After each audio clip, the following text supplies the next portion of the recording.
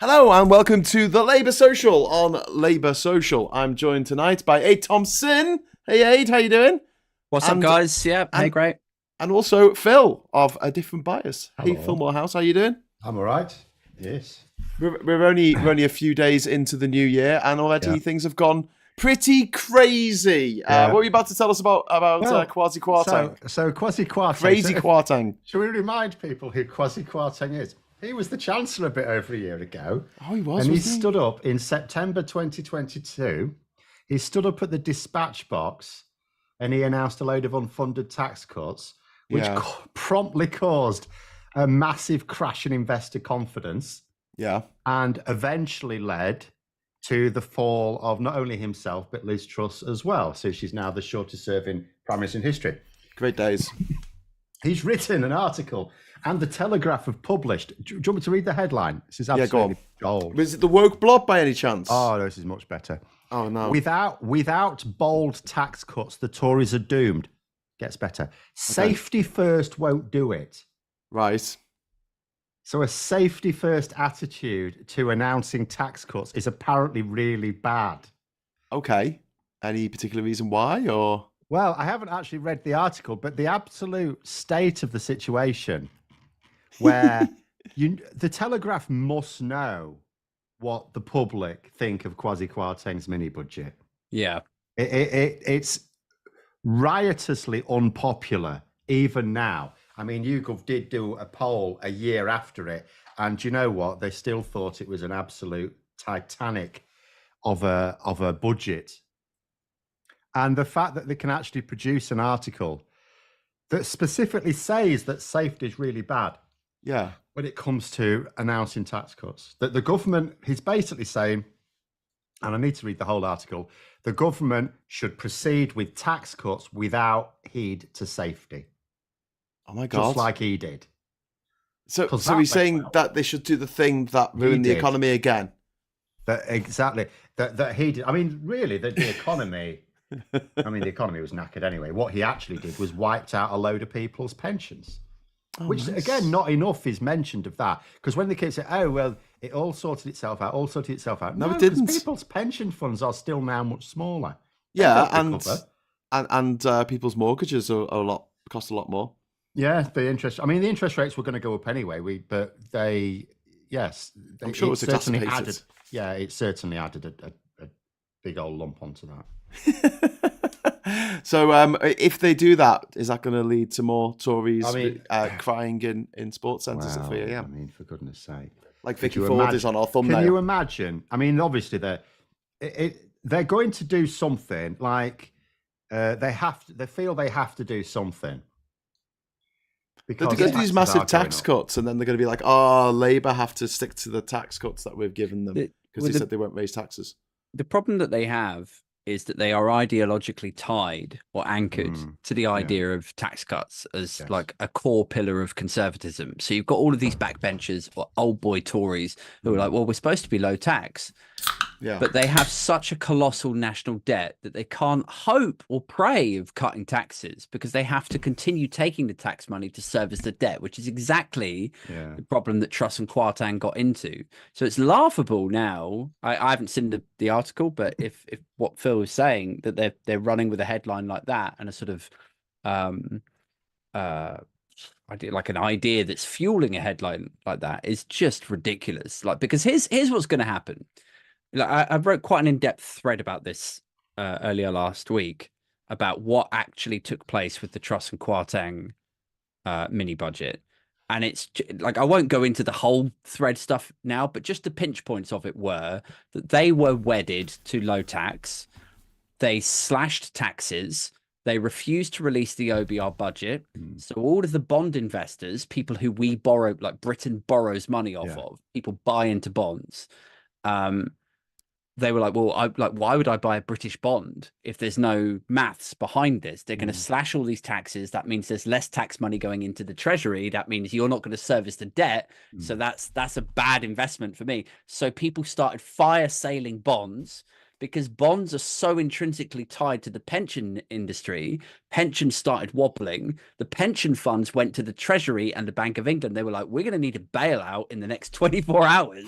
The Bank of England were like, okay, how does 50 billion sound? They magicked 50 billion out of nothing to buy back the bonds, to synthesize the idea of people buying bonds. Bonds were worth, like, nobody wanted to buy British bonds. So the Bank of England stepped in. And then what happens then is you've devalued the currency by creating this 50 billion, or at least saying you're going to create the 50 billion.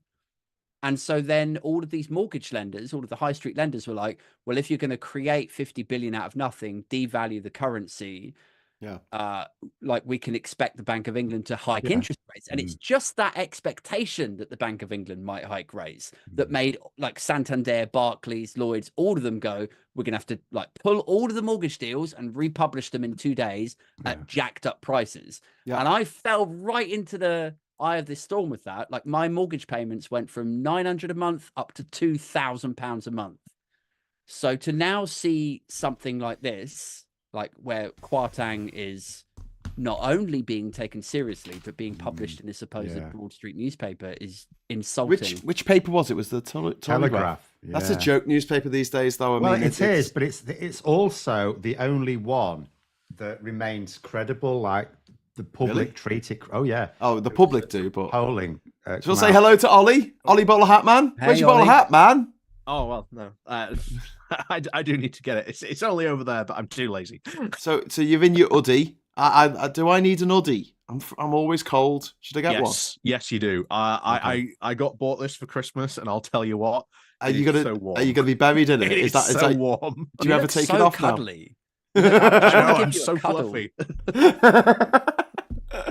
It's like a big cuddly toy. Yeah. W. James in the chat just said, Bowler Hat Man, just watched your chat with Justice. I'm furious she wants to split the left wing vote. That chat is going on, isn't it? That has been constantly going on, and I have had a couple of conversations with some other people on the left who have been like, it's fallen into two camps. There's the camp that is like, yeah, we understand, we need to get the Tories out, and the other one is like, well, actually, splitting the vote is a bad idea. Yeah. Or in some cases, splitting the vote is a good idea. I got shouted by a communist on Twitter, saying that are they allowed to use Twitter? Yeah. I got shouted at by a communist for saying, even if we do get a Labour government, I might get 40% of what I want, and I'd be fine with that. Because I'd get nothing under a Tory government.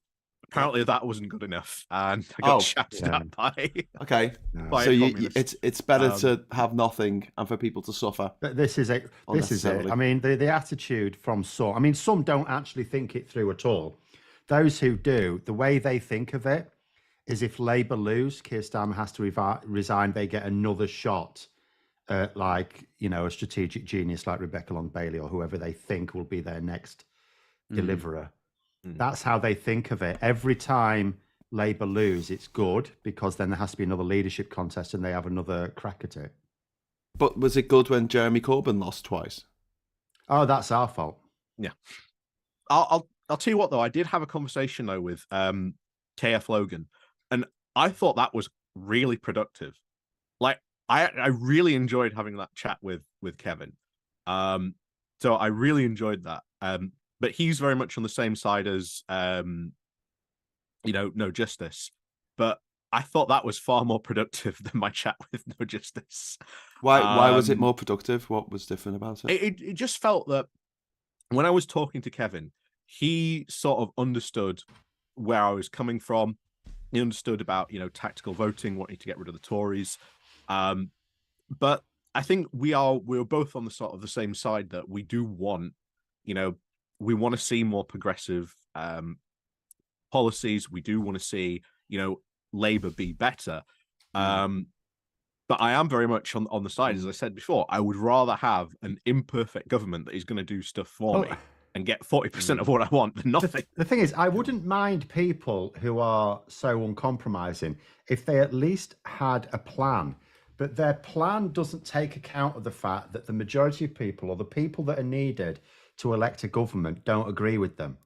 So it's like you've got to do one of two things, or a combination of the two things. You've either got to persuade people, but these people never go out of their echo chamber because they can't stand people. I mean, I'm sort of domestic policy wise, good God, don't let's talk about international politics with these people. But domestic policy wise, I'm very much on the same page as some of these people. Some of them are not as extreme as me in terms of what I would do were I absolute king for life. But the which wouldn't be a good idea, by the way. Don't make me king ever.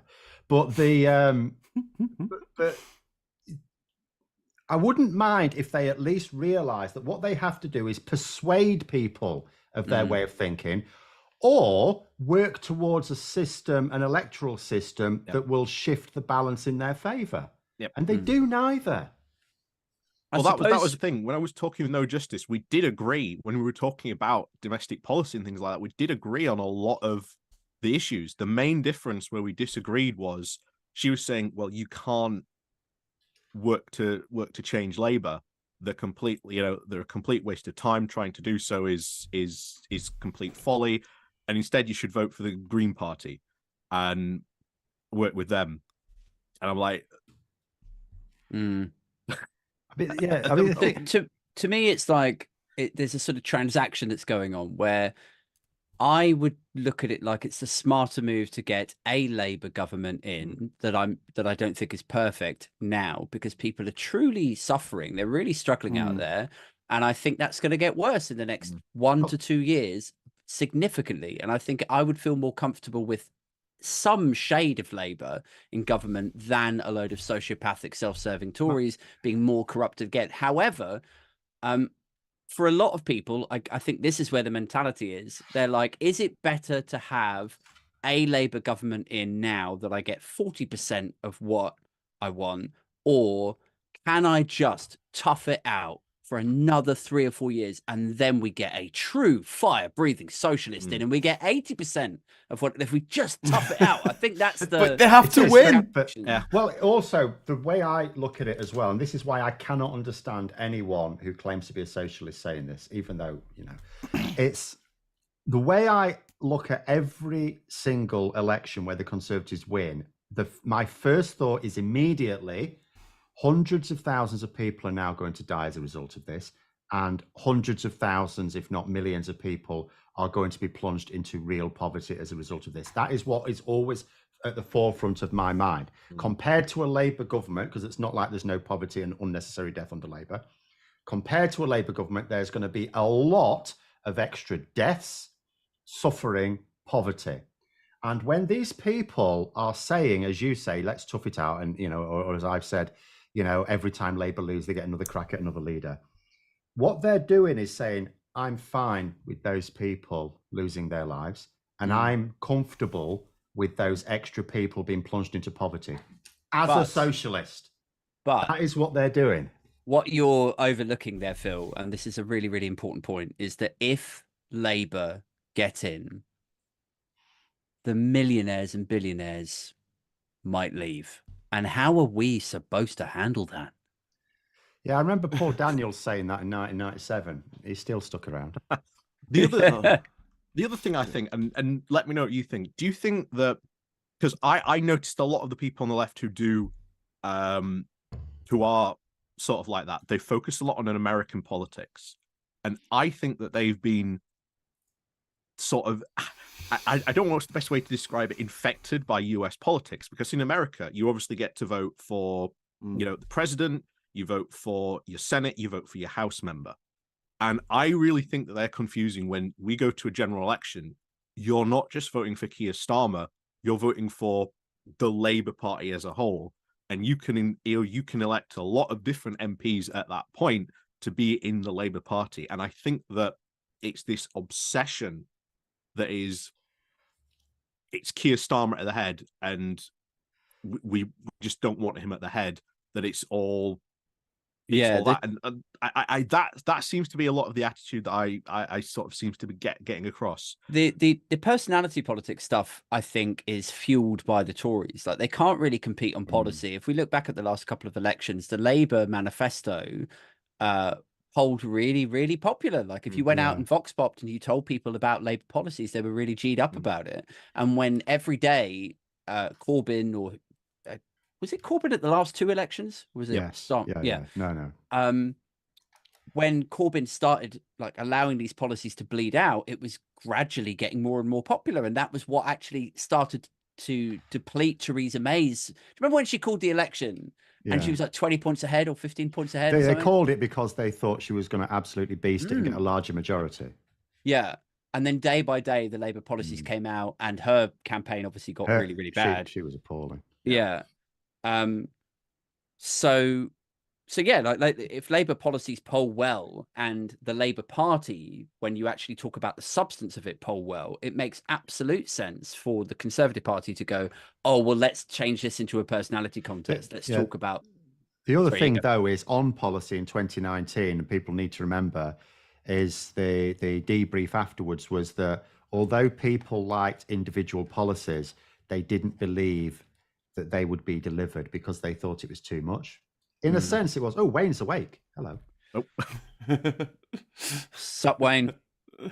But so yeah, they have to remember that it has to be credible, not just individually popular. Like the Tories at the moment, so Labour have got their green investment pledge, the 28 billion. They're now saying it's an ambition to get it up to that value in the second half of the Parliament. We can't sure about it.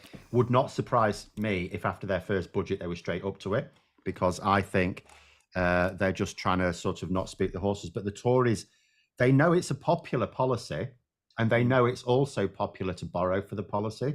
So they're trying to turn it into, yeah, but will you still support it if it's going to cost you like $2,000 a year or something, which it's not. They're trying to turn it into a tax policy now rather than an economic policy or a strict economic policy. I mean, this sort of goes back to the whole idea that, you know, Labour want to do X, the Tories want to do Y, so they lie and say that they're all about. And I think environmental policy is a great example of that, because here you had, like with the net zero package of policies that were reneged on or rode back on very, very recently, they had to lie and suggest that everyday people were going to be hit with the cost of these heat pumps. Be like, oh, we've saved you $5,000. We're saving regular working people. It's like, no regular working people are spending $5,000 on a new heat pump. This is a buy to let and a housing development thing that you're marking. Can we just be honest about that? Well, I mean, in terms of net zero, there was news tonight. Chris Skidmore, Tory MP, has resigned. Not because he's a sleaze monster. Absolutely astounding. This is the first time. This is the first time in a very long time I can think of a Tory MP resigning as an MP on a point of principle. Well, thanks to Emma Price, by the way. Sorry. Unless you count Nadine Dorries, because she couldn't be a lady, but I don't think we really count that's not a principle. That's a lack of principles. That's resigning through lack of principles. Emma, thank you very much for the super chat. The ultra left, I get what they want, but they don't get it. The only chance is Labour. They actually need to grow up. And you know, I was watching a video this morning with Zach Polanski, who's the deputy leader of the Green Party. He's a nice bloke. I've met him. And he's a decent guy, but he spent this whole video slagging off Labour. And I was just thinking, like, the SNP do this as well. And it's kind of like, guys, what do you want? Do you want PR? Because if you do, you know, do you want more independence of Scotland? Do you want PR? Do you think you're going to get that for another 5 years with the Tories? Whereas we have a shot of getting voter reform with Labour. Well, the SNP, one of the SNP strategies was to have the Tories in power. Yes. That's why they promoted the 2019 election bill along with the Lib. I don't know what the Lib Dems were thinking, by the way, on any level, but I understood it from the SNP's point of view.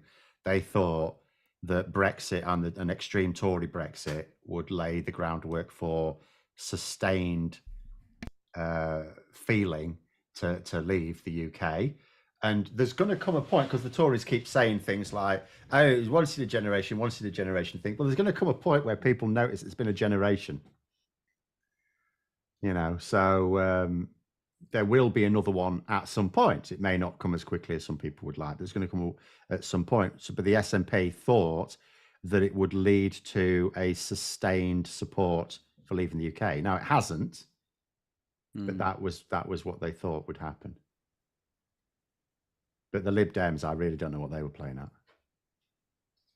It's a tricky one, isn't it? It's such a weird policy and polling anomaly that something that is so clearly a vote winner, like, do you think Brexit's worked out well? No, across the board.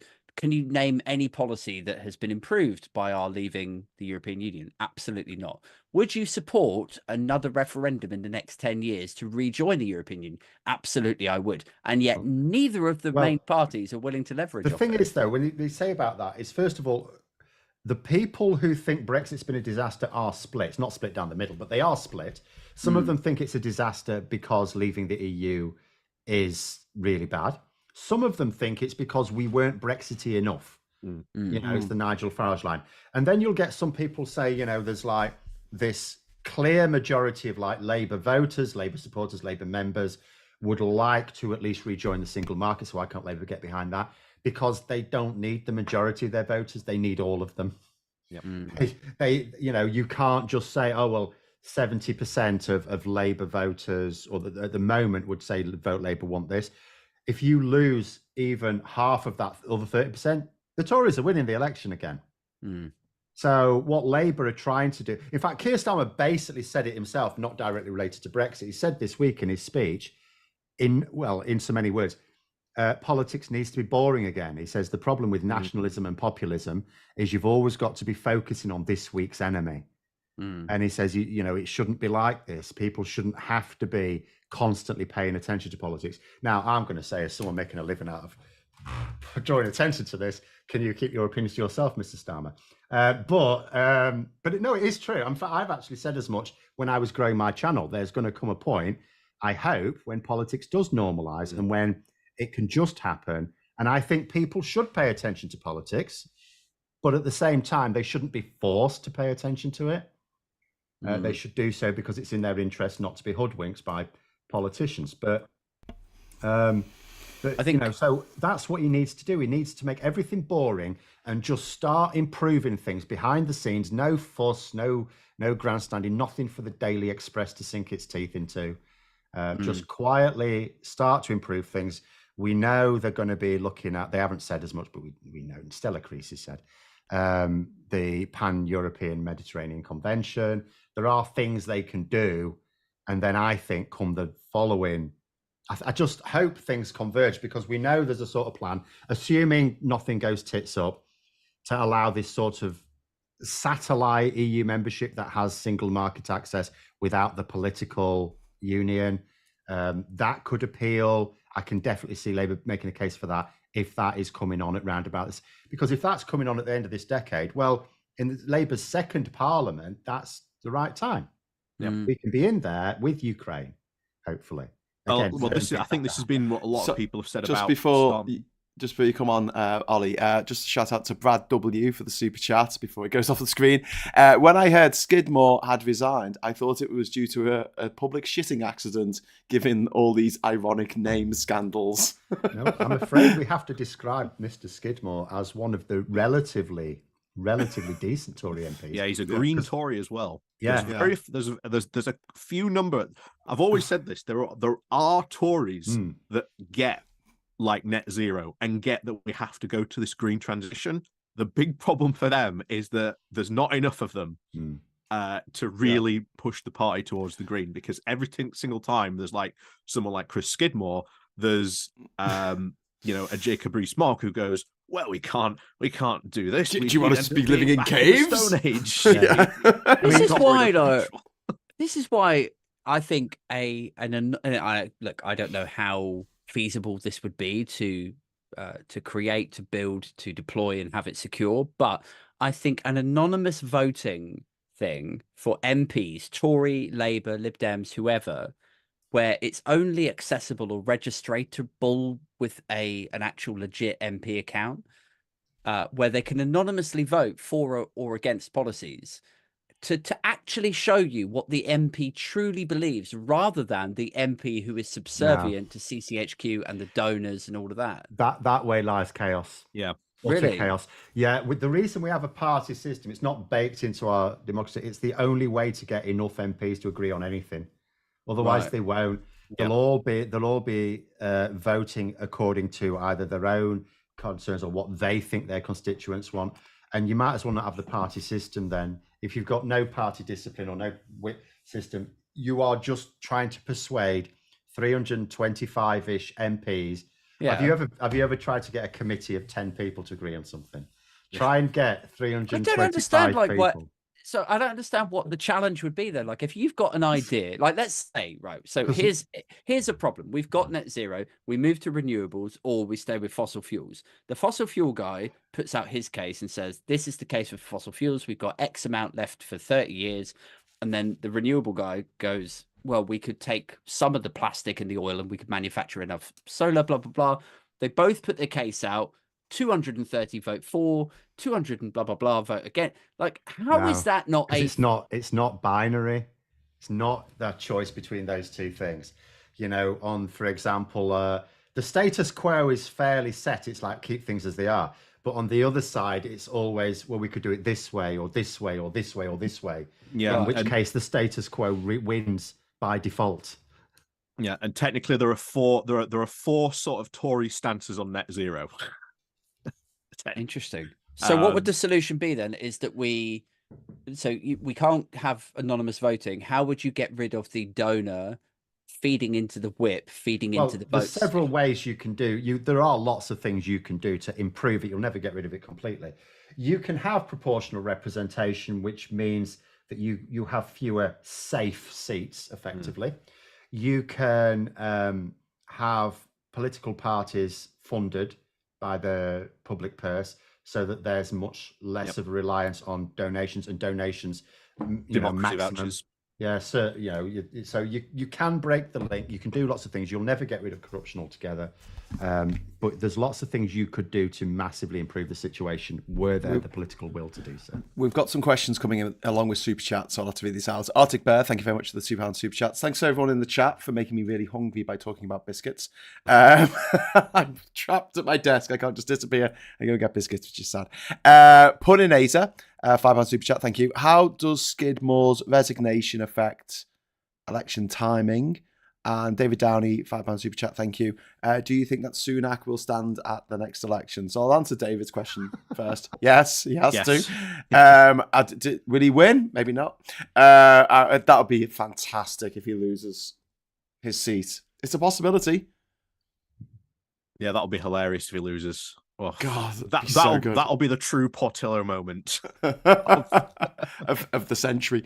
Yeah. And Puninator, Phil, do you think that Skidmore's resignation will affect the election timing? More pressure to have a May election, or will it not matter? No, I don't see why. It's another. I mean, there's already going to be the Wellingborough by-election. Now that Skidmore said he's going to resign as soon as Parliament sits again, Sunak can hold both of them on the same day. So I don't see how the extra one. It's unwelcome for Sunak because it's yet another seat that's going to go Labour. But there's going to be Blackpool South at some point anyway. Scott Benton's stringing that out with his appeal, so that appeal has to be heard. So there's going to be another one coming up anyway. At the moment, it's really clear the Tories are trying for a May election. You couldn't not think that. Yeah, but they are also giving themselves the option of November, but November would be mad. Yeah, absolutely. One of the things that will be good if it is a November election, it will time, of course, with the city regional elections, and it is very likely that they are going to lose the West Midlands mayoral seats, and of course the important one is the Teesside one, because whoever wins the Teesside election, every single opposition candidate has all said we want a full, open, public inquiry into what is going on at the Teesside Freeport. If you've seen the reporting in the Yorkshire Post, the Private Eye, they've been doing some fantastic. Northern Echo what's been going on there. It's super well. dodgy. The thing is, as well, like Labour could just do that regardless. It would make it way easier if there's a Labour mayor because they can just straight away open the books. But what if you recall it earlier last year? I keep saying earlier this year, so it's a new year. Get into it. It takes me about a month to get used to the fact we're in a new year. It used to be easy as a teacher because I had to write the date on the board. But so there was supposed to be an investigation. Was it the Institute for Fiscal Studies that asked for it? Somebody asked for it, and Michael goes, "Don't you worry, I'll sort it out, mate. I'll send a couple of my mates along." No, we want an independent. No, you don't. I'll send a couple of your own muckers along. So of course, everything was fine. Yeah. So Labour can just actually hold that investigation properly, regardless of who is the mayor. But it makes it way easier if the mayor is Labour. Well, because there'll be no friction at all then.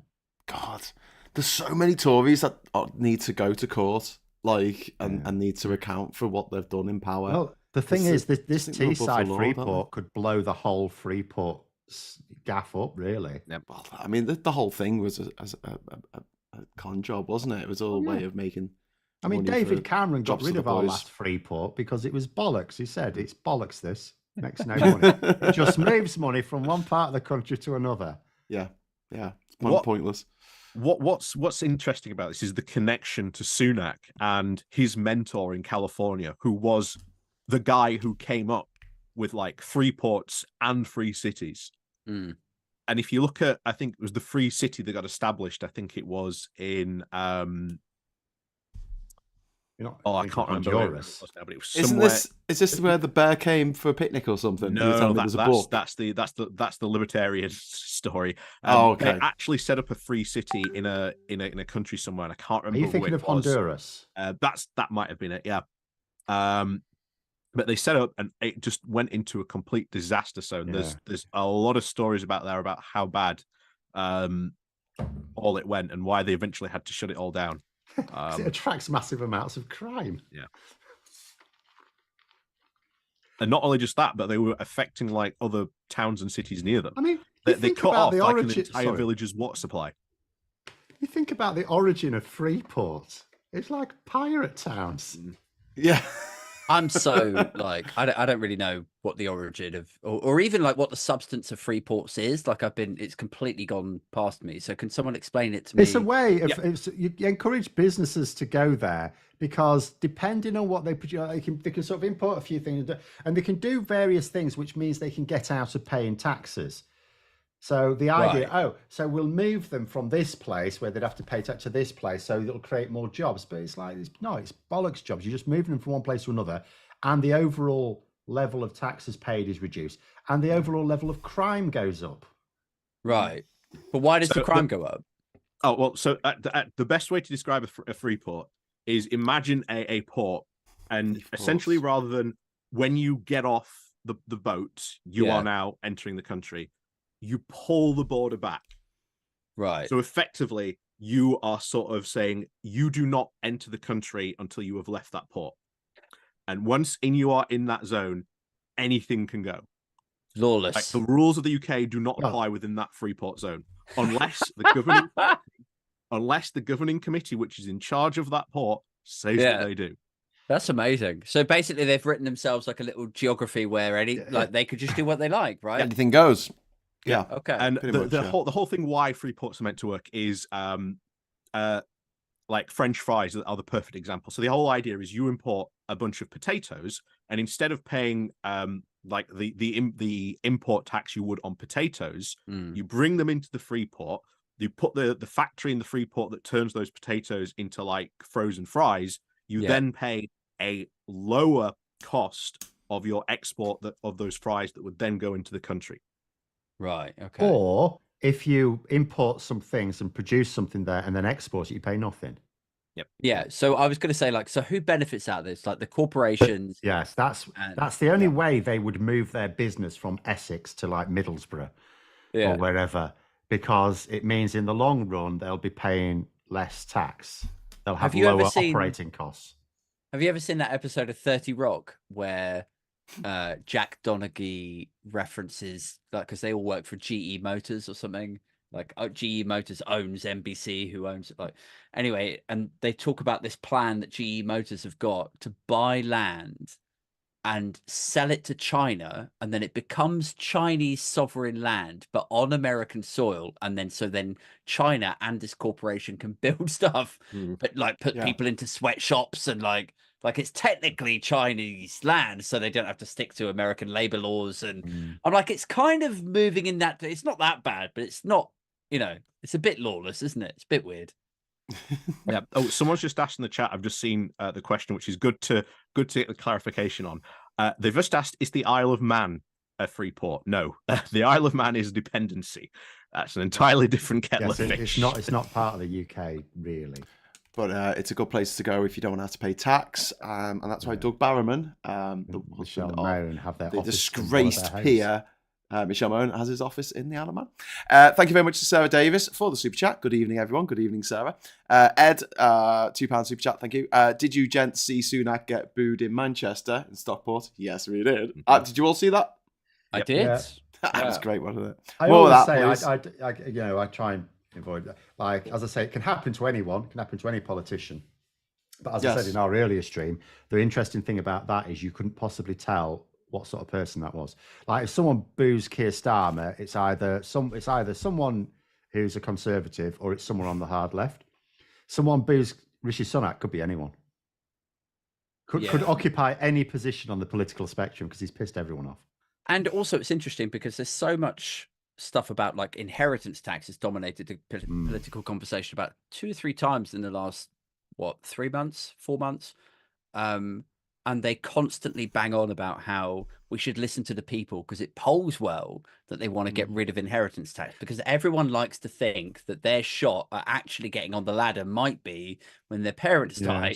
Well, so if you poll people, then constantly that, like, people like Ian Duncan Smith are like, well, we should listen to the polls about this. And yet when the people are coming out of a shop and going like, oi, Sunak, election, I hate you. Like, it's like, listen to the people.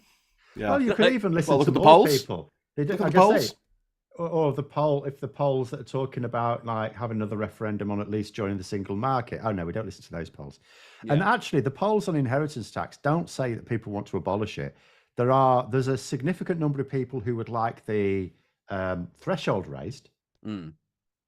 But that would, I know there's people who actually are experts on this who say actually there is an argument for raising the threshold and smoothing it out, because what happens if you can raise the threshold and still take in as much inheritance tax as you do now.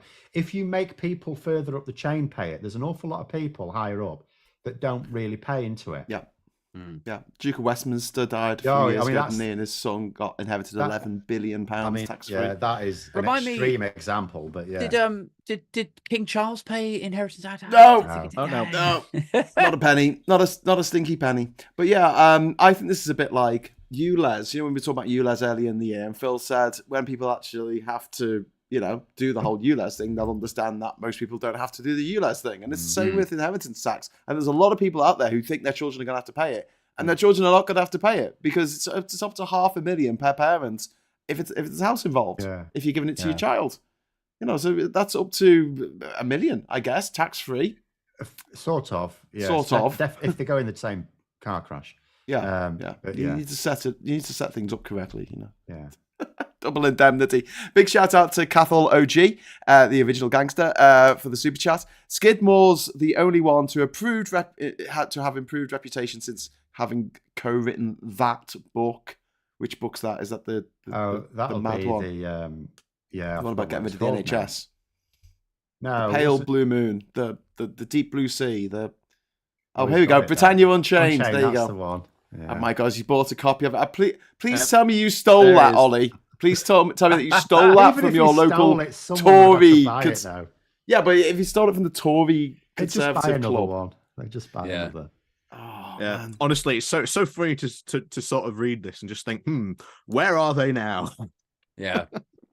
Well, was Rishi Sunak a writer with that? Rishi Sunak wasn't involved. No. That was like Priti Patel, Dominic Raab and co.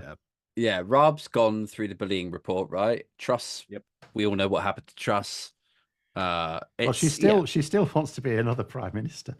or at least the power. As I say, I don't know why Labour don't more often when the Tories are going, oh, Jeremy Corbyn, here's a picture of you stood next to Jeremy Corbyn. I don't know why Labour don't just say, look, mate, There's a picture of there's you so stood many- next to Liz Truss. well, not even that. There's so many Tories, and you can see it in the Tory media. There's no way they'd be able to deny it. Just say, yeah, vote Conservative. They don't like Rishi Sunak. If they win the election, I'll tell you what's going to happen. They're going to engineer a return for Boris Johnson. You have Boris Johnson back as Prime Minister and Liz Truss as the Chancellor. And you try finding some Tory media outlets that will deny it, because they'd love it. They would love it. Just not even that. Vote Tory, get Liz Truss. That's just all you need to say at that point. Yeah. Right. Do we actually have Wayne coming on the audio now? Because he's tried twice already. It says connecting to audio. Got the tick. Hey, Wayne, can you hear us? Yeah. Calling Wayne. How you doing, mate? Yeah, I'm all right. I was What was going on there then? just sorting out my mystery hour question card. That was a couple of weeks ago, mate. You fell asleep. I know. That's how long it's taken me to compile the fucking questions. Oh, well, we'll do it next Christmas, all right? Yeah, no worries, man. Just a big shout out to Lefty Bosa for the super chat. It's a bit Tory is Marple in Stockport, I guess. Cafe was posh too, so it was a posh cafe that tiny Rishi Sunak was in. He's so small. I only realised this week that the word mini is in minister, as in prime minister. Literally only saw that this week. I went, oh, he's the prime minister. Anyway, Prime Miniature, somebody called him. prime miniature. I love that. Yeah. And I saw someone put in the chat Starmageddon, and I thought that's a great word. We should use that. You know, when the Tories are wiped out, and we have a picture of Starmer, like, you know, with laser eyes. You know, dark Brandon type. Dark Brandon style. Yeah, Starmageddon. And then I found out there was actually a line made up by the bloody Reform Party. You know, Brexit, the Brexit Party, saying what would happen if Labour get in, it would be Starmageddon. And I'm like, well, actually, if that means wiping the Tories out, I'm quite up for that. Fun fact. So are they say. It works well. Sorry, fun fact from Lee Corner. Miss Marple was named after the village. Oh, There you go. there you go. Now you know. Sorry, you going to say something?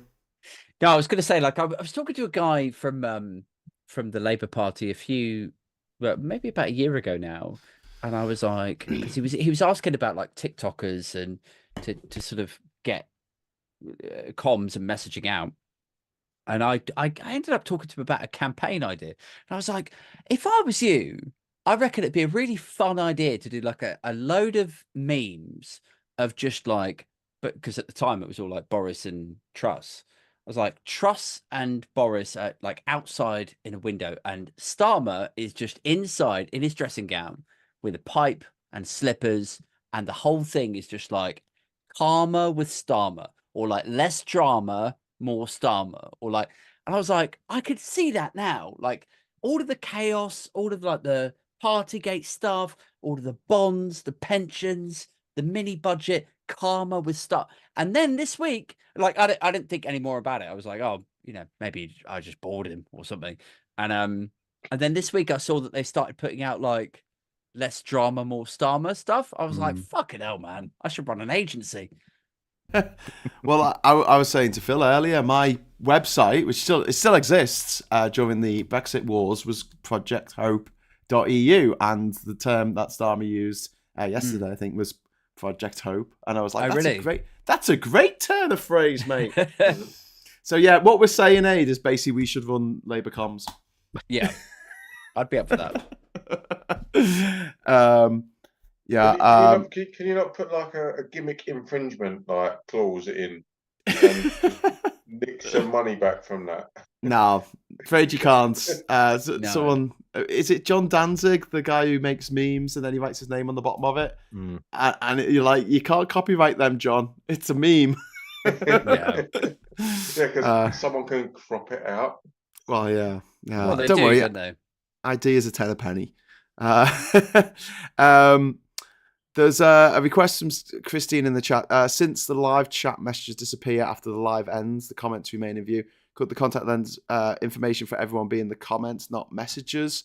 Yeah, okay. I'll Oh no, yeah. I'll do that. I'll make sure that everyone's channel is on the is mentioned in the in the comments. Can I below, or just whatever it is. touch for a second on? So there's a comment by one of my patrons actually, Mojo Sabian, who says Starmageddon isn't going to happen. The Tories are toast, but I can't see it being Starmer that does it on his own. So I agree with that in principle, in that I think most of the votes towards Labour will be fueled by being tired and annoyed by the Tories, anger at the Tories. However, I also think the media love a story with a face and so on. So I can totally see Starmageddon being like the front page of the Mirror, like the day after the election. Especially as well, if he had, if he delivers, he has to deliver, but they have to do that to win the next election anyway. Then it can be like people going, "Oh yeah, actually, I did vote for Starmer." Yeah, because then it'll be like their vote will have been justified. So that, I mean, Labour have to justify people's vote anyway.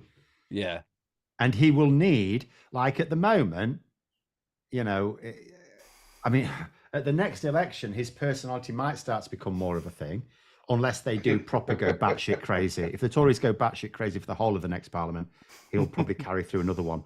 But I don't think has he got a personality like that's strong enough to come out? Like, well, this is the problem, isn't it? Apparently he does.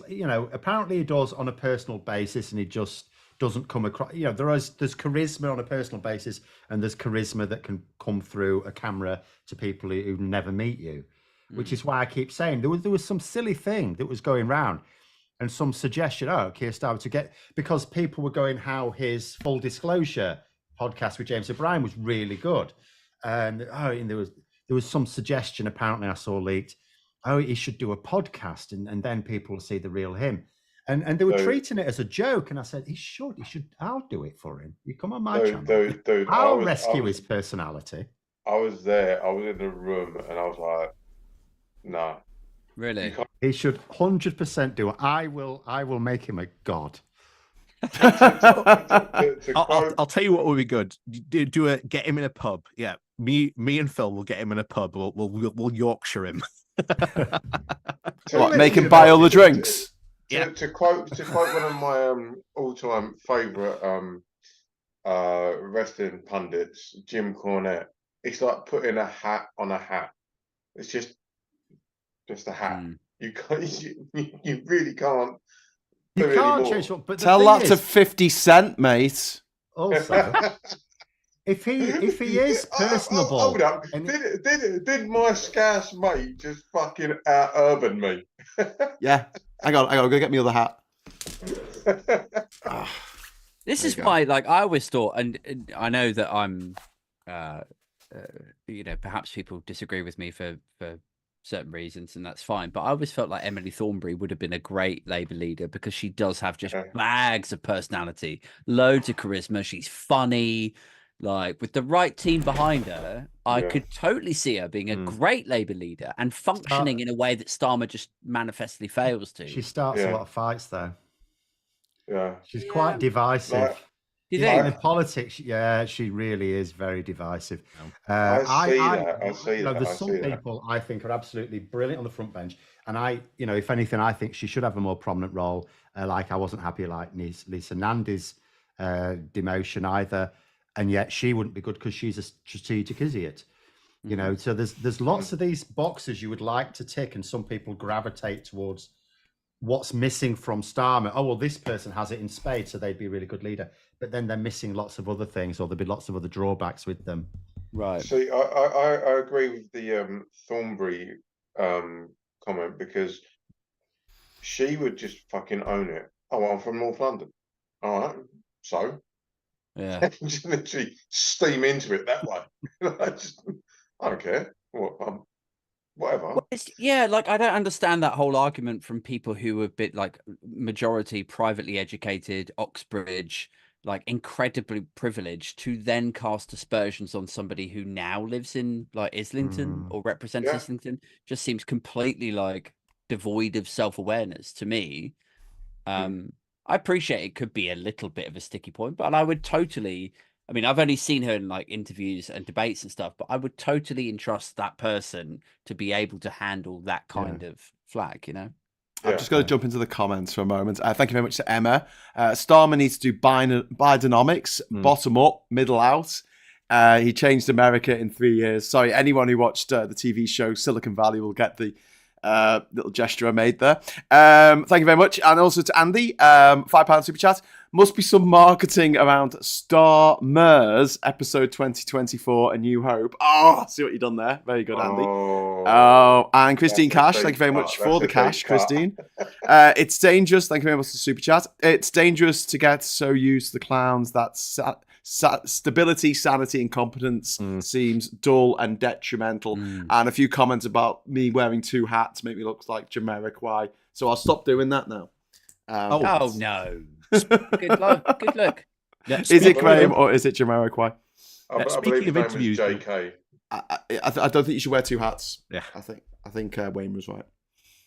speaking of interviews, did you see the Angela Rayner interview with Rory Stewart and Alistair Campbell? Yes, that was very good. I felt really she well. did a very good interview on that. Yeah. That was very good. Very good interview she did on that. And it's good when you get that kind of like with you know, you mentioned about the James O'Brien interview with Keir Starmer, where you get to see the sort of the normal side of them, but you do get a bit of the politics as well. Yeah. Because I think a lot of the interviews that we see of, especially with politicians, it's just all politics, no personality, and it's not like, you know, it's not like Keir Starmer has no personality whatsoever. And there's someone that says in the chat, you know, it's just saying. No, apparently it is. It comes across quite well. So it's like, if it were the case that it was just dull in person and on camera, then you'd go, okay, you can't like make a silk purse out of a pig's ear. But if he has a personality and he just is not capable of bringing it through the normal means, then he should do a podcast. Yeah. I'll sort it out. Viv has said in the chat, Starmer had knowledge, intellect, and humanity. He's capable of learning and listening. That's good enough for me. I think, So yeah, I think don't let the perfect be the enemy of the good. The issue with Starmer. Wayne, you're quite quiet, mate. Can you come a bit closer to your mic? My computer is literally restarting. So once I get back and this is on, we're golden.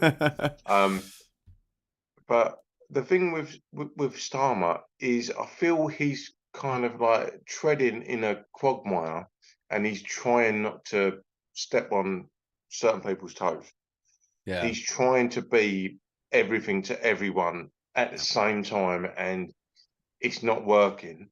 Yeah, and he is holding the Ming vase. Well, like yes. You say it's not working. General election. You say it's not working, but they're 20 points ahead in the polls, and you can't say that's just because Tories are shite. Tories were shite in the summer of 2019, and they got battered in the EU elections. But so did Labour. Labour only got 14% of the vote. This is what point I try and make. I could understand how for a long time you might imagine that if one party goes to hell, the other one will profit. But in 2019, we saw absolute proof that is not the case, because the Tory polling tanked, and so did Labour's. We had this mad situation where Labour and the Conservatives were actually 3rd and 4th placed in voting intention polls. We had the Brexit Party and the Lib Dems in 1st and 2nd place. We would have had a crazy old parliament if that had gone to the polls then. So absolute proof that Labour do not profit just because the Tories become unpopular.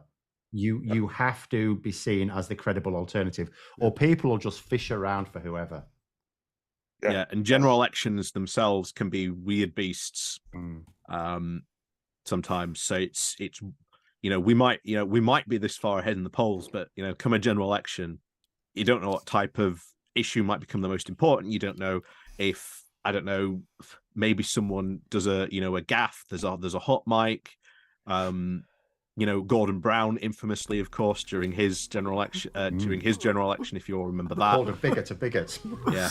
Oh my God! Imagine Starmer getting caught on a hot mic saying something absolutely outrageous. Well, the thing is, this is the thing about being a bit cautious. It would be, at least you should be able to trust that he doesn't do that, because he's overly cautious.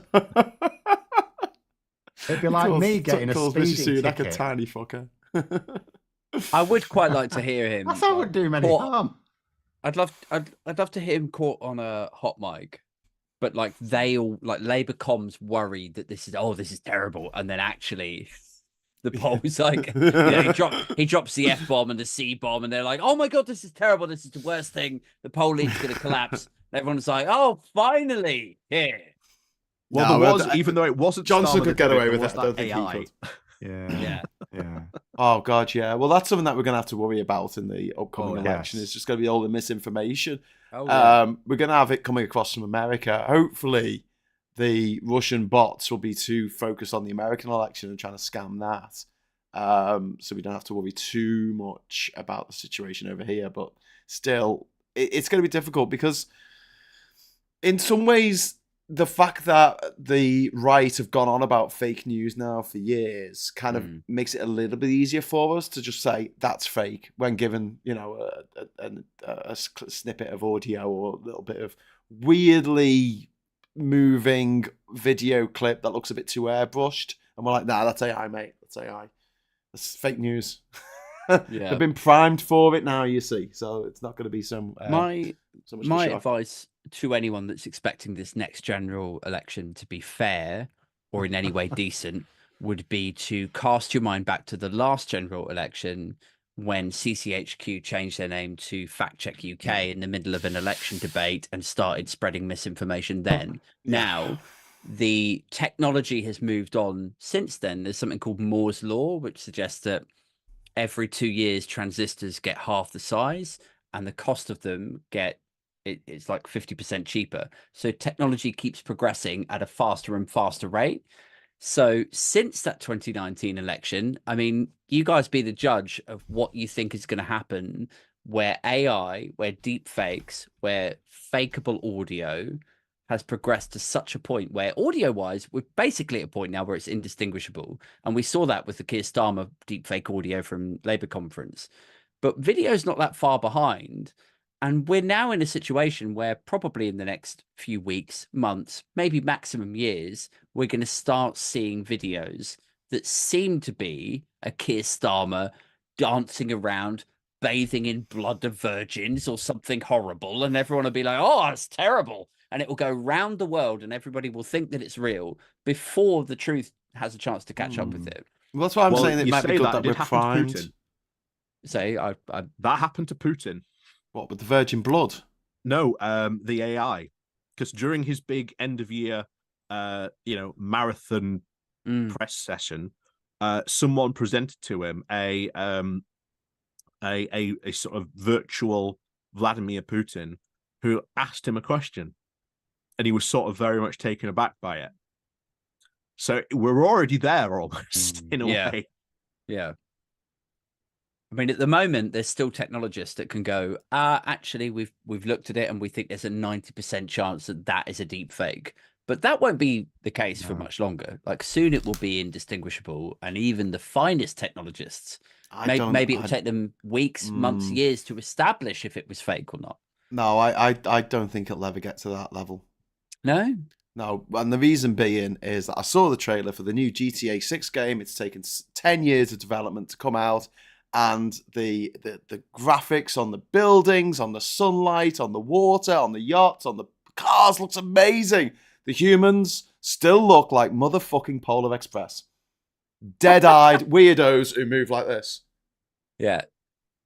Oh, you mean that thing? I mean, that's GTA, man. Like, but that's the cutting edge technology that we have these days, and it still can't quite get it right. I'm pretty sure look, I'm not a massive gamer guy, but I'm pretty sure that GTA have gone on record saying that they try to keep it, weirdly, I know this is weird, try to keep it to a certain era of gaming. So it will always look like a video game. Whereas you can do deep fake video that looks fairly human. The eyes don't stay in the right place. Honestly, there's little things and it goes straight into the uncanny valley. I tell you who'll be easy to deep fake, people with loads and loads of plastic surgery. Because they're already in the uncanny valley, so you wouldn't have to have to travel very far. It's already fake. Like it's. I think the humans are primed to notice when things are just slightly off. Because I agree. We were visited by aliens. Yeah, who tried to make themselves look like humans. Did you say that there was a thing with Martin Lewis, who is a massive advocate. He will never put anything. He will never say anything online about any company Yes. or anything. And then he got deep faked for fucking days. Like people putting like, oh, sign up to this, sign up to that. Yeah. I saw a Martin Lewis advert, a fake, obviously fake Martin Lewis advert on Facebook this week, and I reported it. I don't know if it's come of it, but I should have reported it to Martin Lewis. Yeah, 'Cause he's he's already sued. faked for life. He's already sued Facebook once. He's very clear. Really? He doesn't do any advertising. Yeah. He was successful in suing Facebook because there was deepfakes going around of him saying, "Oh, I'm investing in this fucking crypto." Yeah, that was He's was like, the one that I that's the saw. last thing I would ever say. That was the one that I saw, and it was. I think it was on. He was on This Morning or something like that, saying that I do not do anything online. I do not advocate for any company or anything like that. So if you see anything of me online, it's fake. Yeah. The very next day, Yeah. and you could see the mouth moving in a weird way. Yeah. Do you know what I'd like though? I'd love for him to just come out and go like, as a money saving expert, here's what you do. You build up a profile to the point where bots and scamsters want to impersonate you. And then if you want to make some money, you sue Facebook. Like that's his tip. Yeah. Well, that's what he's done. Then he's probably going to have to do it again by the looks of things. Questionable Absanity, thanks for the super chat. What if the Tories win this year? Everyone that voted other than Tory leaves the country. Well, the thing with that is most of us can't. Like, we've got family, got commitments. My dad's ill. I can't just leave. Wayne's got kids. Aid's got kids. We can't just go. We're trapped here. No. But I like to echo the words of Rorschach in Watchmen, where he says, "I'm not trapped in here with you. You're trapped in here with me." Do you not find it funny, like how so many people that have got a bit of money said that if this goes sideways, I'm leaving the country, and they still stay here. Oh yeah, because it turns out there's taxes in other countries. More in Littman. Here's the thing that gets me. It's like when we talk about leaving the European Union and we're like, what if we don't have all these immigrants to work in the NHS, to staff the hospitality industries? At that point, it's like, oh, don't worry. We can find 10,000 more nurses. Oh, absolutely. We can hire 30,000 new vets. Yeah, no problem. We'll find them. It's okay. The second that we talk about a Labour government coming in, it's like, what are we going to do if 3 billionaires leave? Oh, my God. It's like... and Paul Daniels, even though he's dead. Yeah. It's beyond us that we could grow British billionaires, clearly. And you know what? I had a massive eye-opener last week. I don't know if you guys are all aware, like Graham will know. But I was over in Sweden for a little New Year's jaunt, if you will, and I couldn't believe the way that their social system is structured. It's fucking next level. So for one, like you can only buy alcohol from an alcohol dispensary. So you can't go Tesco's and buy booze. No. Sounds pretty terrible. I'm going to be honest. Yeah, I've got to say that doesn't sound like a utopia I want to be part of. No. But let me give you the background on it. Yeah. So the reason being is that they use all of the tax that goes to the alcohol dispensaries to pay for welfare projects that help people that have got problems, and also they use that in the sense of they're targeting. Like if you've got a drink problem and you get identified as a problem drinker, you can't just go to Tesco's or the next supermarket and buy that. You literally have to go to this one place. And if you get tipped bollocks by this one place because you're a wrong un, that's it. And it's all kind of like a part of the procedure. And at first I was like, oh, that's a bit weird.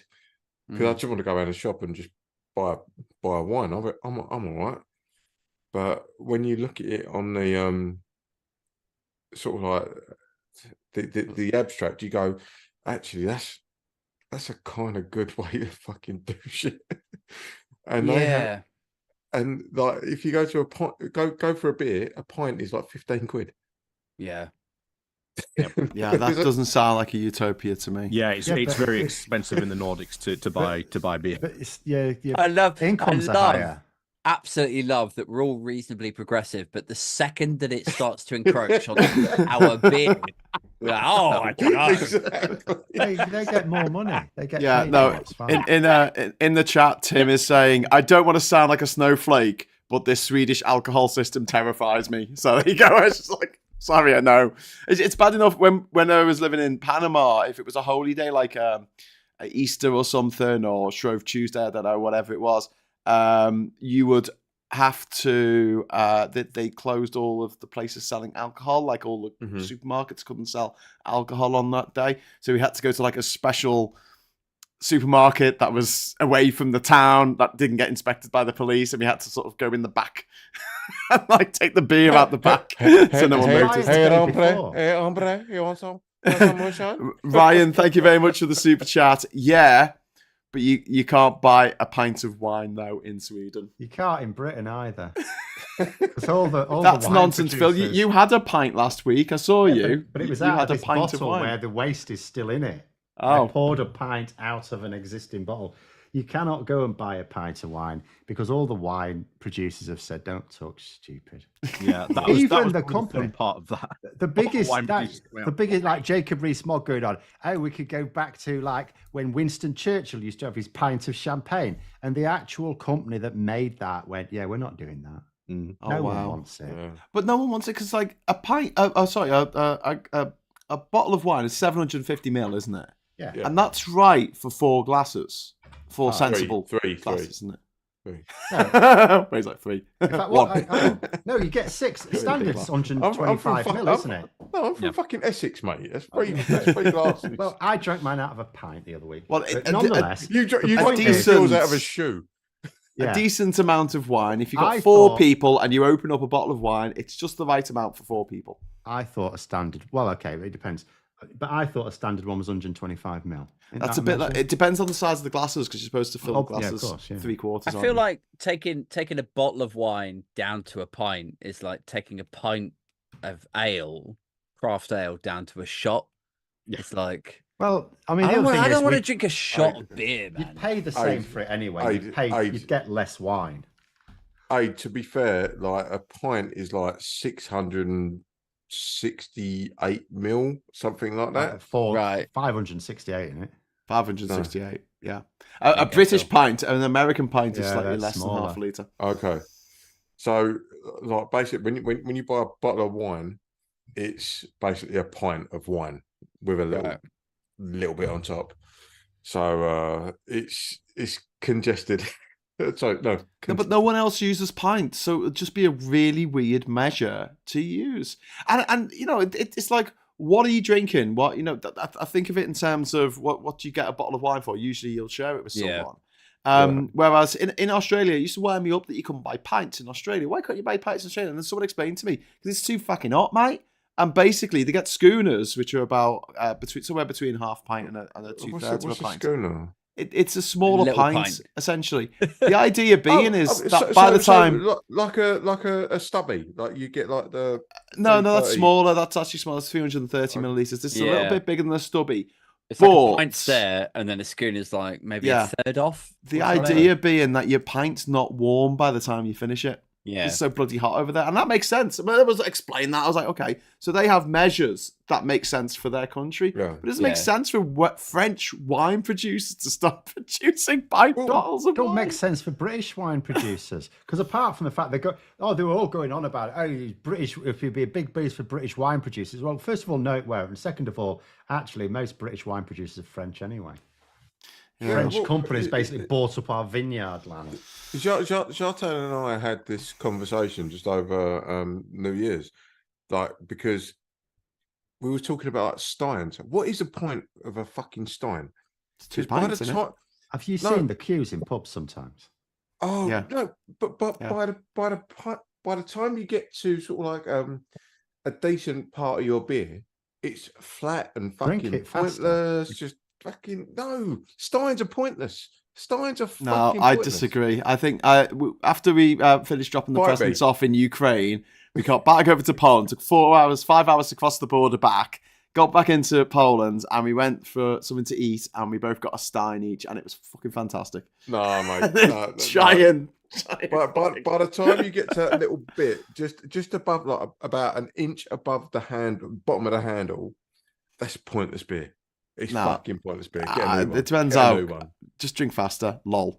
But yeah, I do think there needs to be regulation brought in pubs which say that if a pub has more than 2 people working at the bar, one of them can't do cocktails.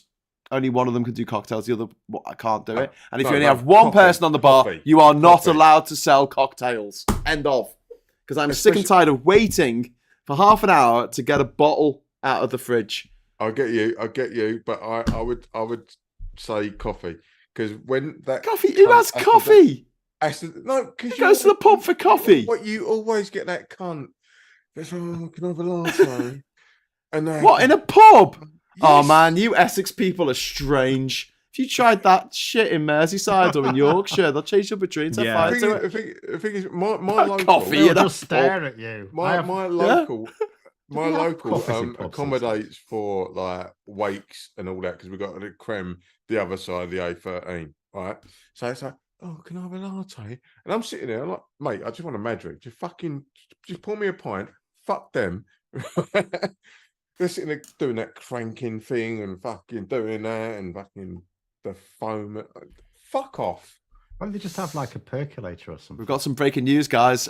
Breaking news. The US Supreme Court is going to decide on whether Trump can run in 2024 or whether he should be barred from running for president because of the 6th of January. We knew that anyway. riots. That's not news. How many? No, they've said they will. They've said they will. But we knew that it was going to go to the Supreme Court because that was the only way.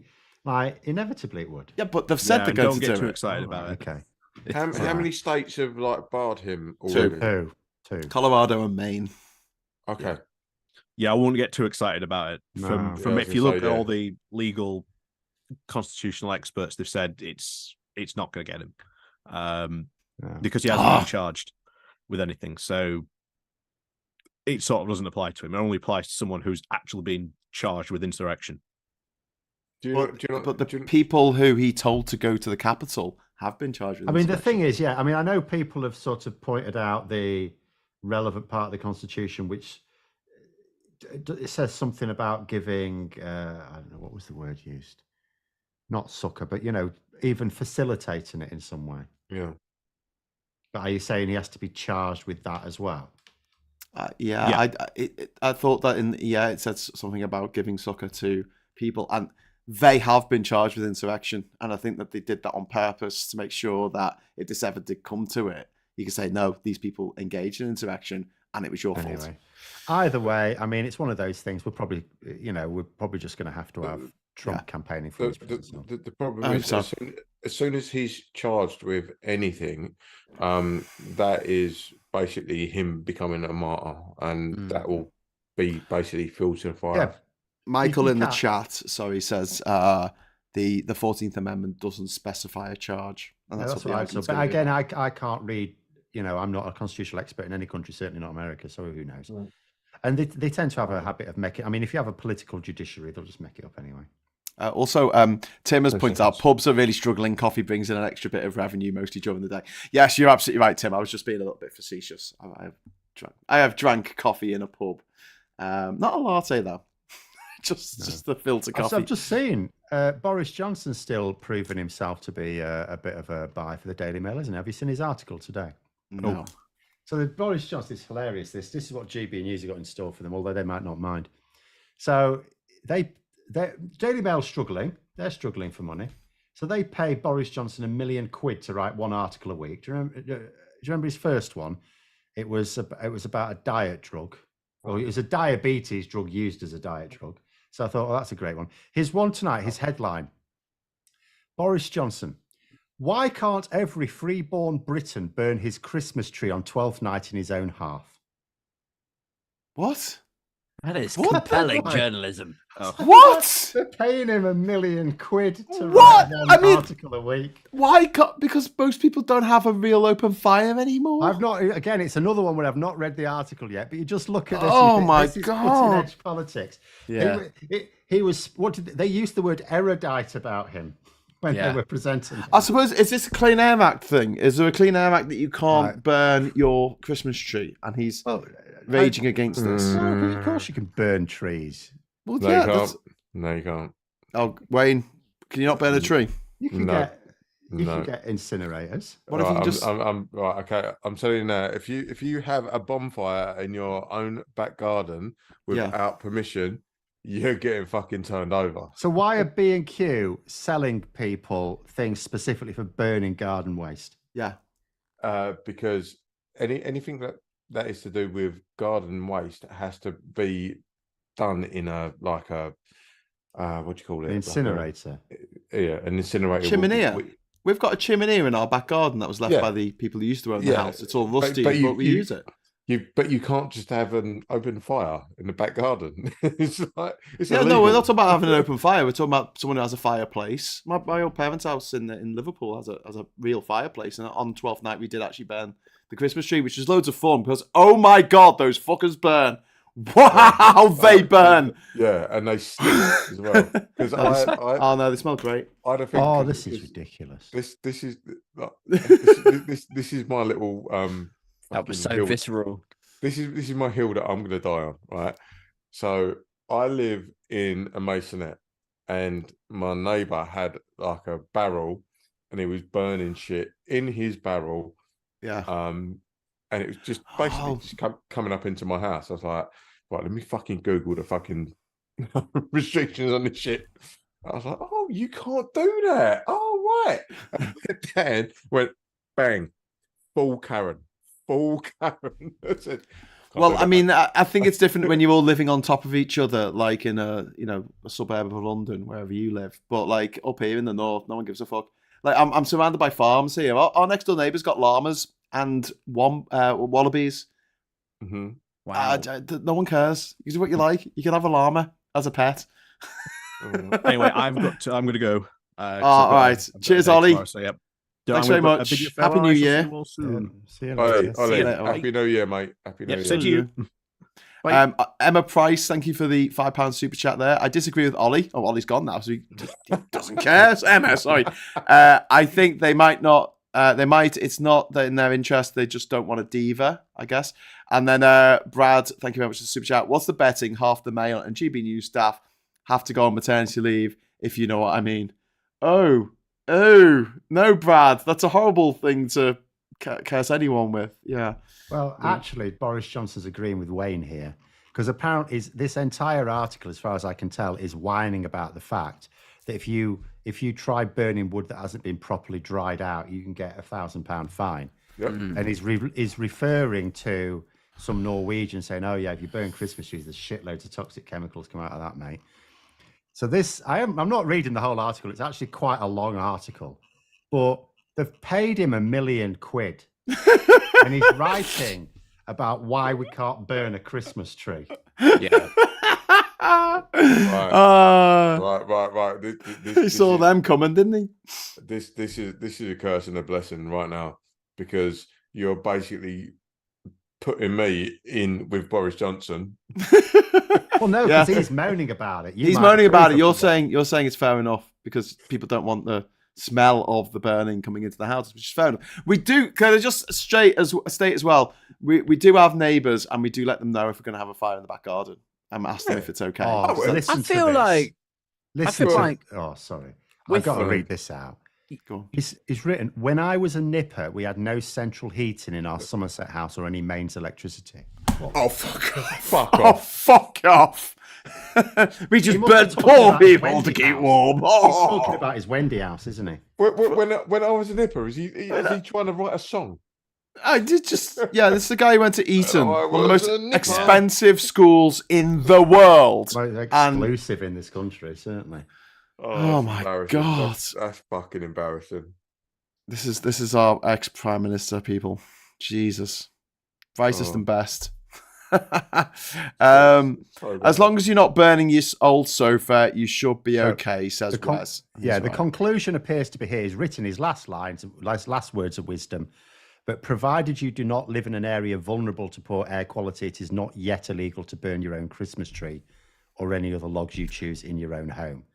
That's what I said. That's If what I was said. to burn a So Christmas Wayne's tree in right my and own I'm home, right.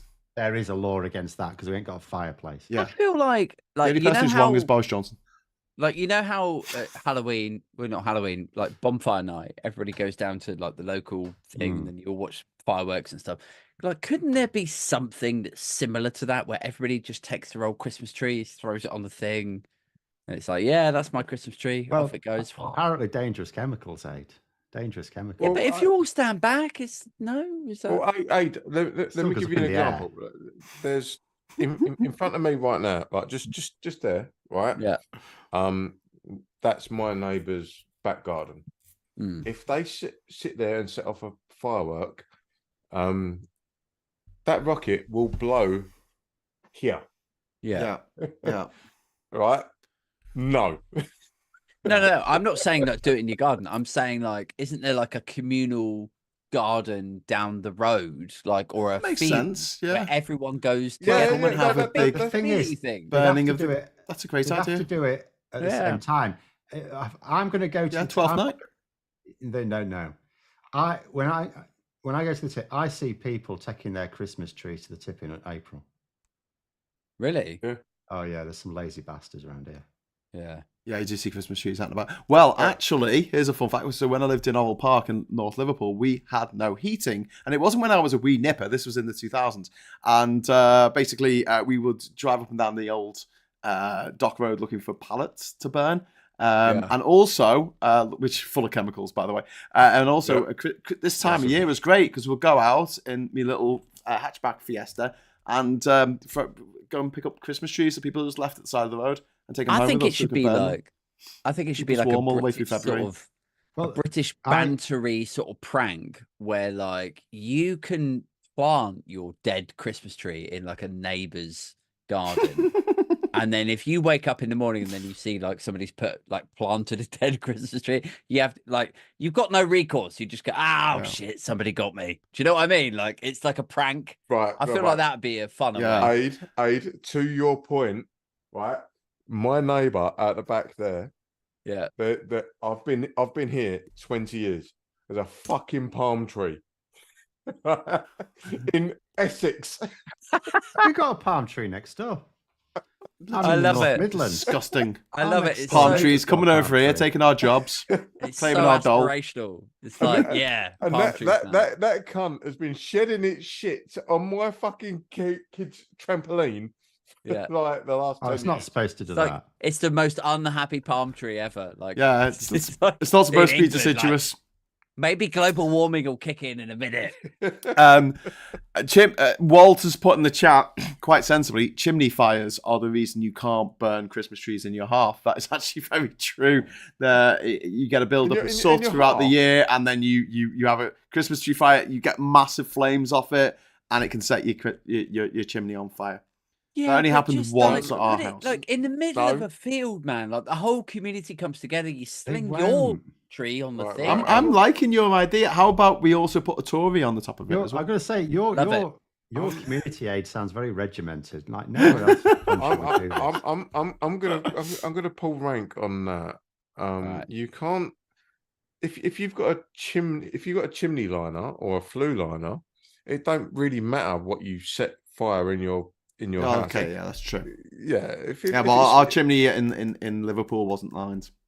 Yeah, if it spills in, Cinnabar, you're right. If it spills in, then your chimney's fucked. It's got nothing to do with what you're burning. Yeah. Yeah. David Farrer says, my grandma tried to burn a tree in a backyard. She set fire to the guttering and filled an adjoining shop that sells quality suits with smoke. Oh, shit. Okay, let's not do that. But that is absolutely hilarious that Boris Johnson is being paid. Well, no, it's not, is it? It's awful.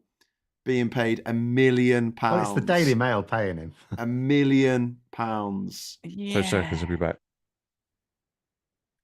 They like the thing about the That's Mail is like that's this sort of goes, £19,230 an article. like it sort of goes back to my thread that I wrote the other day about the state of journalism and politics in the UK. In that, like the Mail, even though it's loss making, and the Sun, even though it is loss making, these things will continue to be buoyed because billionaires know how much influence these things command. So you could pay Boris Johnson like, £1 million a year, or 2 million a year, and it's actually still kind of good value for money, because even though the paper itself loses money, the policy is like a loss leader.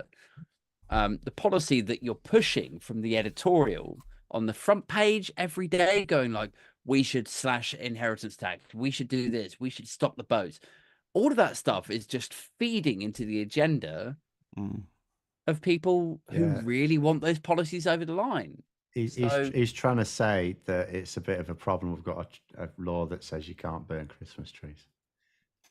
Yeah, but it's not that article or even that writer. It's like the editorial We don't even know line. he wrote it. He might not have even wrote it. For all we know, Boris Johnson comes up with some sort of headline and gets AI to write it for him. Well, yeah. I mean, he is lazy enough, so incredibly lazy. Yeah. He reckons it's going to burn his Christmas tree. There's a picture of him here dressed as Santa. And obviously nowadays he's incredibly slim. So it's a very slim Santa. And it's a shit tree as well. I'm going to ask a really sort of like broad question, which is very apt as to what's going on right now. And I really want to take everyone's take on it, honestly. With the advent of AI, disinformation, and just people's egos, how fearful are we all of like just absolute nonsense being spread around the world without there being any proper fact checkers? Aid's worried about this. I'm slightly less worried about it because I think it's always going to look fake. Okay. I think it's always going to look uncanny valley. It will look fake for a little bit longer, and then I think it will be indistinguishable. And I think it will probably be I wrote an article about this about 2-3 years ago, where I was like, basically where it's going to get to is that it won't even matter if things are faked or not. It will get to a point where somebody like Donald Trump, I was writing about at that point, I was like, somebody like Donald Trump will do something or say something horrendous, and then they will be able to say that's a deep fake, that's not true. And you as a consumer won't actually know if that, like, what even is the truth anymore, because like NBC or CNN will say this happened, and Fox News and Newsmax will say, no, that's a deep fake, or vice versa. And you'll just have this amplified, exaggerated echo chamber, worse than anything that we've seen so far through like Twitter or like Facebook or anything. Like, people think like 2016 onwards is just like a blip, that this is something that we can correct our way out of. It's not. It's like the beginning, the very, very early ripple of how we as a society and a civilization are supposed to handle what's going on. And we're going to fail. We're going to fail spectacularly. I have less, I worry about it less. I mean, look, there's always been people who can do bloody good impressions, like Rory Bremner. Do you know what I mean? And he could have just had a recording, and it sounds like John Major is having sex with a squirrel. But it's Rory Bremner, and you're like, well, how would you prove otherwise? It sounds like John Major to me. But then someone come along and went, John Major. Listen to me, right? I'm going full fucking British on you, soft lad, right? That's not the fucking same. How is it not the same? For an audio, for a clip of audio, how someone who's a really good impersonator and an AI voice doing it? No, it's not the same, man. Like, Like, first of all, you talk about Rory Bremner. That's like late 90s. Okay. So if Rory Bremner just an did example. an impression, it wouldn't go across the world in a second in the way that it does right now. He's still around. He's still alive. It could have been in 2020. Right. Okay. So let's keep digging. Keep digging. Let's take a deep fake of somebody like Joe Biden. And in the article, I said, if you had audio or visual of Joe Biden doing something fucking horrendous, all of the MAGA lot, all of the like red cap wearing, they would take that as gospel because Donald Trump had shared it and that was their conduit, and they would just believe it as so what? true. They're not going to vote for Biden anyway. And the people who will vote for Biden, the first instinct will be that can't be real. It's like whenever I see anything online, exactly what especially on Facebook, my first instinct is, is this real? And I always check, especially before I share it with anyone. Respectfully, so you're more intelligent than 90% of the people out there. That's very patronising. Like, so we've had 25 years of forward this email to 10 of your friends for good luck, and it's always been bullshit. Right. Can I just put a little block in your point, right? So what Aid is saying is some twat from the internet could do like a silly little meme of Joe Biden saying something like, Joe Biden hot mic captured, right? Yeah. That fucks off all the way over Twitter, X, or whatever the fuck. But it won't be on CNN. It won't be on NBC. But the thing is, if it gets hot, the fucking dickheads, the little shitty producers. So what? They don't vote for Biden anyway. But no. They believe that he's the devil. They believe that he has sex with his own daughter. They believe that he goes around sniffing women's hair and then biting their heads off already. What difference will it make? Graham, my point is that if they comment on it, right, that gives it validity. Right? No, it doesn't, because it's not BBC, is it? Hello. But some people will take that and go, yeah, it's gospel.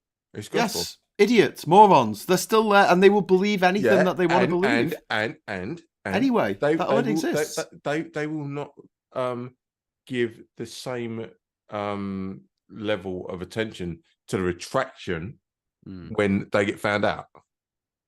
No, it doesn't matter. Who cares? The people will get conned. People got conned over crypto. They got conned over Nigerian printers asking for 500 quid so they could bring their 67 trillion pound fortune over to the UK. People are idiots. But what you're saying, Gray, is like, okay, well, so there's echo chamber over here, echo chamber over here. Never the twain shall meet. But there is still a middle bit here where your CNN and your your CNN, MSNBC are over here, and then you got your Fox News and your Newsmax. Both of them will report the same thing, and maybe there's some people in the middle who will absorb both of those stories and form a judgment based on that news report. Even though it's all fake. I think you're living in a world in which the libel laws don't exist and that Fox News are not scared of the libel. internet, of course they are. And that's they got massively sued by Dominion and had to settle out of court for a shitload of money. They will be careful because they don't want to be sued. Okay, yes, memes will go out. Really badly made, low resolution, shite memes will go around the world in minutes. I can make you an audio deep fake right now that you'd be like, oh shit, that's real. Like... no, but the thing is that the lawyers and the BBC and MSNBC and CBS will not allow them to say, this is an audio recording we've just got from President Biden without making sure that it's real. And if they can't find some provenance for it, they won't believe it's real. But what they'll say is, we've received recording that appears to be blah, blah, blah, and we're yet to hear confirmation from the Biden camp that this is legitimate. It will just feed. Like, they'll check can you first. not see this as a problem? They'll check first because it's always been a problem. This is nothing new. Check first. It's just got bells and whistles on it. Disinformation has been around since forever. Oh, great, Graham. No, it's all about being first because they can get the clicks and they can get the fucking likes and the fucking eyeballs on their shit, right? It don't matter afterwards, the retraction or the we may have reported this and all that. No, fuck off. They want the clicks. They want the eyeballs. Yes, they That's want the it. clicks, but they don't want to be sued. If they had an audio that wasn't real of Hugh Grant having sex with a squirrel, and they put it on their news You're show, obsessed he could with sue sex with them. squirrels. I know, I Your love it. second sex with squirrel analogy.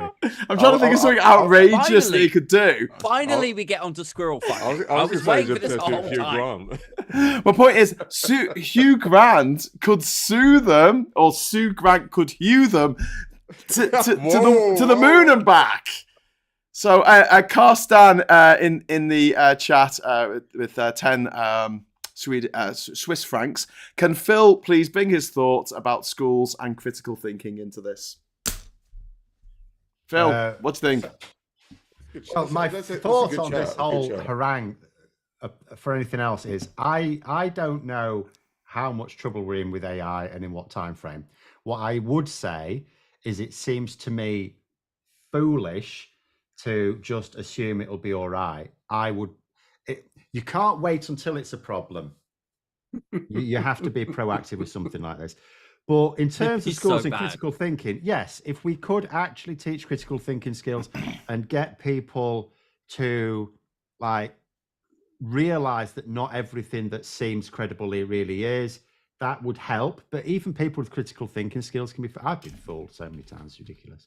Yeah. So yeah, I think ultimately you do need to regulate things, and with AI there is no harm, I think, in being overly cautious from an ethical point of view. Yeah. You know, when you look at like medical research, you know, ethics is well, any scientific research, but particularly we think about medical research, ethics is a big part of it. There could really be huge breakthroughs available, but you go, well, hang on, we're going to proceed at this rate because we can also see how this could happen. We really don't want to go down that road. So you have ethics put the brakes onto scientific medical research. I really see no reason not to do the same for AI. There's no point in waiting until it is then a massive problem that you know, just put the brakes on it. So would we have to legislate in Yes, terms but you'd of also, what you it would be no good just to legislate individually. You really need international agreements on something like this. Yeah, definitely. And I think the problem is with the globalized market that we have right now. This AI thing has been given free reign to do whatever. I'm just going to bring in a super chat here, which is relevant. Thank you very much, Alec, for the super chat and the info. The election in Slovakia was stolen over a deep-faked audio, and I'm just reading up about this. So this is elections last year in Slovakia. A pro-Putin Nobeg got in, and what happened was there was an audio recording on it, two voices, the leader of the Liberal Progressive Slovakia Party, and there was a journalist from a daily newspaper. They appeared to be discussing how to rig the election, partly by buying votes from the country's marginalised Roma gypsy minority.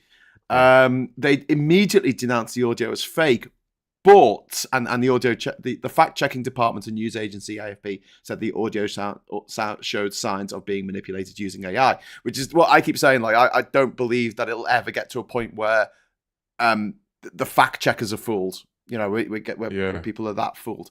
But the recording was posted during a 48-hour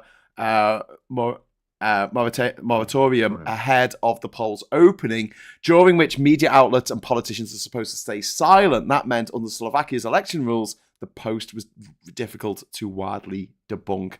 So there's a problem there. Yeah. Okay. So if we look at this holistically, who debunks the debunkers? You know what I mean? In the sense of like, I trust a certain group, but they're not infallible. And then how do you then debunk the infallible debunkers? Do you know what I mean? No one's infallible, but then there's different media outlets who will be looking at it, and there's also citizen journalists like ourselves, I suppose. I don't like that term, but the idea is that we'll look at it and go, "That's bullshit." And I like to think that some of my friends on Facebook have been, Facebook friends with me now for nearly going on 20 years now. Jesus Christ, Facebook's been around for a long time. Know that if something comes out, I will not. I'm the last person to believe anything that just sounds bullshit. My northern bullshit detector goes off. You say that, Gray, but would it shock you to hear that I'm not actually me tonight? Go on, take your face off. I'm an AI-generated Benjamin Netanyahu representation sprite of Abe Thompson. That'd be handy. It's far too good. You're not uncanny valley enough. Do you know what, Aid, you don't look like you're inflatable. You bring up a good point because I did? Fuck it, hell. I'm on form. Okay. Here you go. All right. Yeah. So if I was to see some footage that you had recorded, and you've given a narrative to it, I'd be like, it's Aid, yeah, it's Christy, right? And then the next person I saw, who looked at the exact same footage, it's a tosser. How do we? So let's talk about legislation then. What could we actually do about this? Because I don't think it's a problem that the newspapers, fuck them, like news sources like the BBC and the Guardian stuff are going to fall for this kind of stuff because they've got fact checkers who, the audio and visual. They did forensics. recently. They recently messed up, didn't they? The BBC. With what? If you recall, with that initial. That turned out to be a fucking accident at that hospital in Gaza. And because of that cock up from the BBC, a credible reporter, there was a huge level of misinformation that then took weeks basically to train back on. And for some people never did. Okay. All right. Because they cocked up. Yeah. So I'm not saying they're infallible. What I'm thinking is what kind of legislations can we bring in to make sure that these platforms like Facebook and Twitter and Threads aren't allowing misinformation to go out. And I think a good way of doing it is if something gets shared more than X number of times, 500 times, say, and it's a deep fake AI bullshit, that platform gets sued. Because at the moment, they're protected, aren't they? Because of the law saying that. I may just jump in here. So, like 5-10 minutes ago, you're saying you trust that the journalists would be able to pick up on the fact that it would be an AI or deep fake or whatever. But now you're saying, okay, well, so the BBC did make a mistake and then now we need legislation or something. So no, I'm saying legislation about social media. If we're that concerned about sharing misinformation on the internet. I mean, my point wasn't that it's not a bad thing. My point wasn't that, people aren't going to do it. My point was, I don't think this is a new thing. I think it's been around for a long time. And I think there should be things in place, safeguards in place to stop misinformation getting out there. So I agree, like in principle, I think if something gets shared very quickly over a short space of time, it should flag at like Twitter HQ or Facebook HQ, and somebody should look at it and go like, whoa, hang on a second. We will now check this and see if it's legit or if we can find a reputable news source behind it, and then temper it if it's not. Well, that's what Facebook does at the moment. Yeah. My issue with that is like, they don't. They really don't. How do you then com that back to the masses who will then inevitably say, fueled by like the Republican Party or the Brexit Party or Reform, whoever, who will no doubt say that is a restriction on free speech if something is no blowing up. So what? We don't have free speech in this country. It's not a right. Give a shit.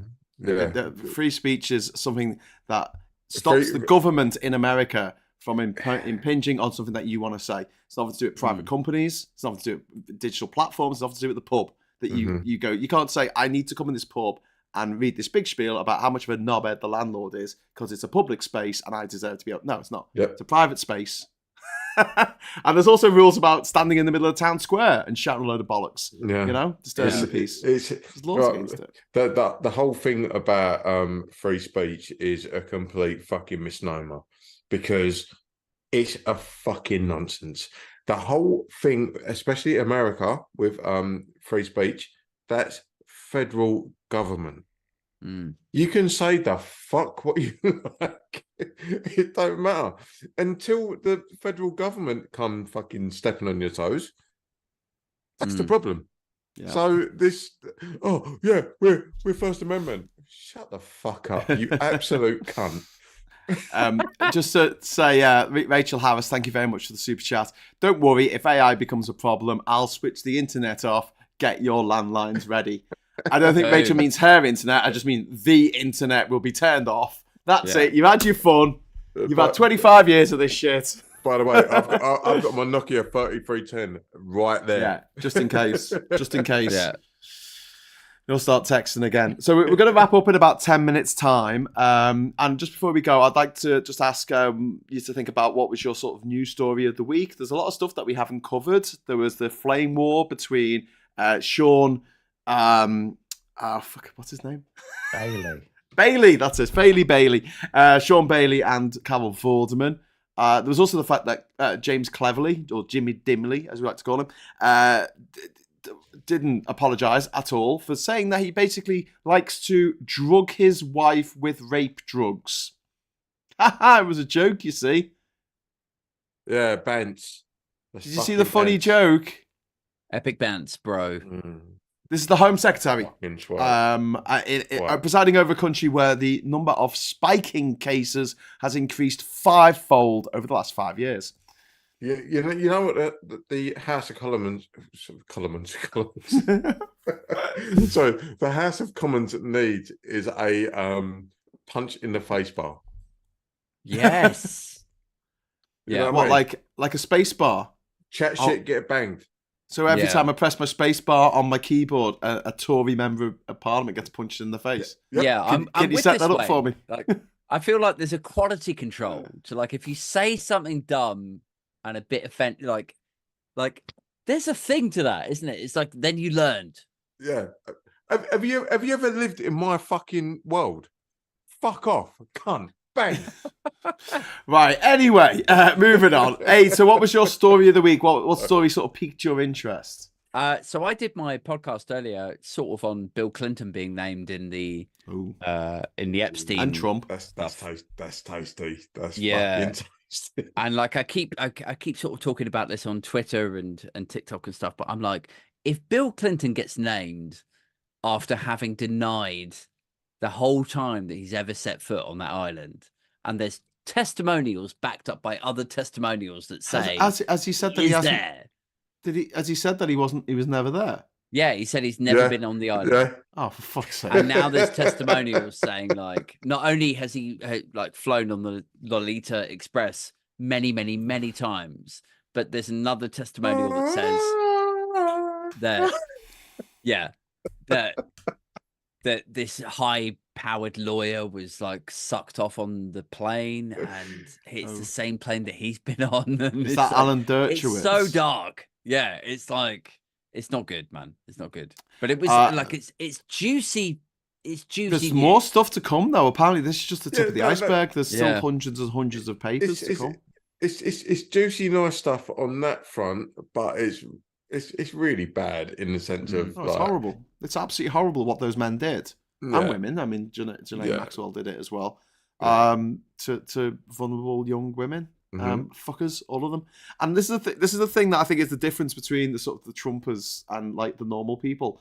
It's like, I want them all to go to jail. I don't care what their political affiliation is. I don't feel the need to because, you know, if I was American, I would vote Democrat just because of that. I'm not going to defend Mhm. the actions of Bill Clinton. He can fuck off. If he did that, then he can go to jail for the rest of his fucking life. So But have you seen some of the weird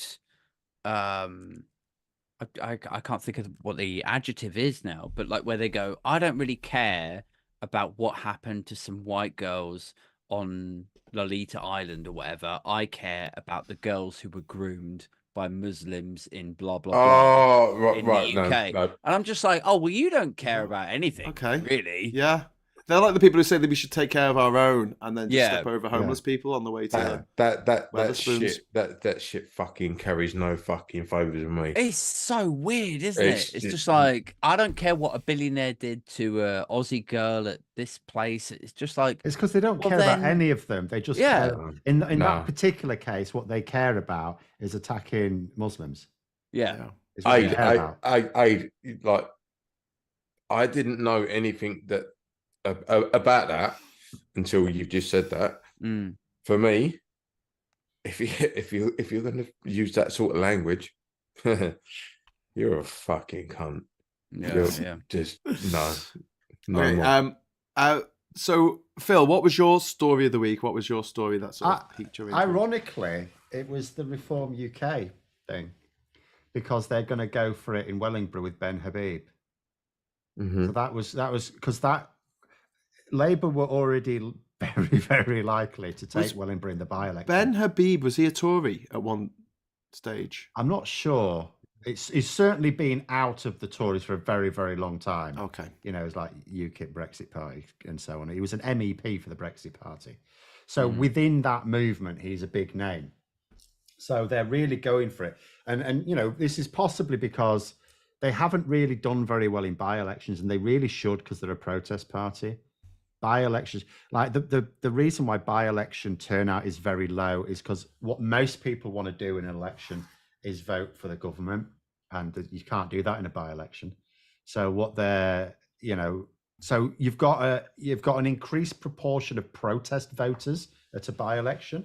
So and it's safe. So not only should Reform UK be attracting their own nutters, they should be attracting Conservative voters who will vote Conservative in the general election, but feel safe in using the by-election as a protest vote to tell the Tories we're not happy with the direction you're taking. So Reform UK should have been getting loads of votes in the by-elections, and they really haven't. It's been bollocks. Yeah. So they've obviously decided if they're going to credibly threaten the Tories, a by-election, you know, and Wellingborough is a Leave voting area, and they really should, and you know, they really should be able to go to town to it. So they're putting someone in who's probably their best draw. Does this help Labour though? It shits up the Tories, which obviously it's like. What does that help Labour? Yes, because what it will mean is that Labour should win by a much larger majority, proportional majority. Like their share of the vote wouldn't change, but their lead over the Conservatives will. Yeah. So it will make it a bigger win for Labour. Yeah. And of course, it will panic the Conservatives. Obviously, panicking your opponents is usually good. Admittedly, it's not great when that party is the government. You don't really want governments to panic. But but nonetheless, given that it's an election year, you know, the Conservatives will panic if Reform UK can credibly claim that they have taken loads of votes, and they'll do a con. They'll play the old fiddle. If the Reform UK plus Conservative vote adds up to Labour's, they'll say Reform UK will claim they cost the Conservatives that seat. Won't be true, because there'll be people who will vote Reform UK. They will not vote Conservative. If Reform UK stood down, they just wouldn't vote at all, or they'd vote for a different crank. So there's so many cranks to choose from. But that was quite big. That's a bit of a game changer, because that makes the Wellingborough one a much tougher fight for Sunak. It means he might have lost it by 1,000 votes. He might now lose it by 2,000, 3,000 votes, something like that. Good. Well, hopefully that's the end of them in Wellingborough. And we've got another by-election coming up now that Skidmore has left as well. Yeah. And we've also got a by-election because of Peter Bone. That is Peter you're thinking of. Yeah, Scott Benton will Scott Benton, that's the one. He will be coming. Mm-hmm. So that's not gone through yet, has it? No, because he's appealed it. He's appealed. Right, okay. So the Standards Committee will now have to hear the appeal. They'll have to pretend that they're going to take it very seriously for a couple of weeks and then go, no, bollocks. We're still going to recommend it. In fact, they might. The guy who was caught by a pair of journalists saying, "I will give you government documents." It's on video. Is the point? There can be no argument about the material facts of the case. So what's his defence? Like it doesn't matter, does it? I promised them some like government. He can appeal on whatever grounds. Like the reason he's appealing is because he wants an extra. He might well get an extra few months' money out of this, because he's not someone who was like a wealthy businessman before. He was just. I can't even remember what his job was. He just had an ordinary job. He's unless he's pugged a load away from dodgy deals, he's not a wealthy man. No. So, you know, an extra 20 grand's worth it for him. And if his appeal can delay it until, say, let's say in theory the by-election would have to be held in like early April. Well, you wouldn't hold it in early April because there's local elections and mayoral elections in May, so you just hold it then, so you get an extra month out of it that way as well. Yeah. Fair enough. Right, Wayne, what was your story of the week? What was your sort of thing that piqued your interest in the news? Or was it the Epstein papers? Well, the Epstein papers were a thing, but can I personalize it just Yeah, a little bit? You weren't on it, were you? So this year has been like basically the worst year of my life, and I managed to nip off to Sweden, hook up with my pal Jatan and his wife Val, and I kind of found a little bit of focus. So I looked at the news stories that are around us, like Gaza and Israel, and try to sort of like pull back and go, how does this affect you? And I looked at it and went, you know what? It affects me because that could be me. That could be my daughter. That could be just trying to like put the news agenda in a more personable way. Yeah. But that's the same. That is the way that we should look at this. Is there by the grace of God go I? Do you know what I mean? Yeah. It's like that could be me. That could be my family. And how would I feel if it was my family? And I think that we have been led in this country, and a lot of the people who control the means of mass communication in this country are people who cannot do that. They're psychopaths, mate. They're sociopaths. They don't care. They just don't care about anyone but themselves, and they cannot put themselves in someone else's shoes and think, how would I feel if that was me? Because and I think if you're not being found out by that, then I don't know who you are. Yeah. I thought for one horrible moment there, you were like, well, it doesn't affect me, does it? So fuck him. No. I was going to go, Wayne, what the fuck? No. It was just a case of, look at Graham. There was a picture. Sorry, no, it wasn't a picture. It was a video of a young kid. I don't know if you even want to hear this one. No. I'm gonna be very matter of fact. There was a young kid. That might not make it better, mate. But go on. Yeah, no. There was a young kid who was not alive anymore, and I've literally just put two beautiful humans up to bed, and the thought of me having to deal with that, I'm like, no. Have a word with yourselves. Have a fucking word with yourselves. Well, Wayne, that's how you know you're human, mate. You know that you're human because you have that understanding. And I think that the good news is most of humanity has that feeling. Unfortunately, a lot of the people who don't have that feeling are in charge of shit. And that's got to stop. But that's what scares me. That's what scares me. Because right, all these cunts who are in charge. Sorry, see you next Tuesdays. Are in charge. Too late, you said it now, mate. Get an editor. But they're quite happy because they get their little bumps at the end of the month. And they don't care about anyone but themselves. And I'm going to be carrying my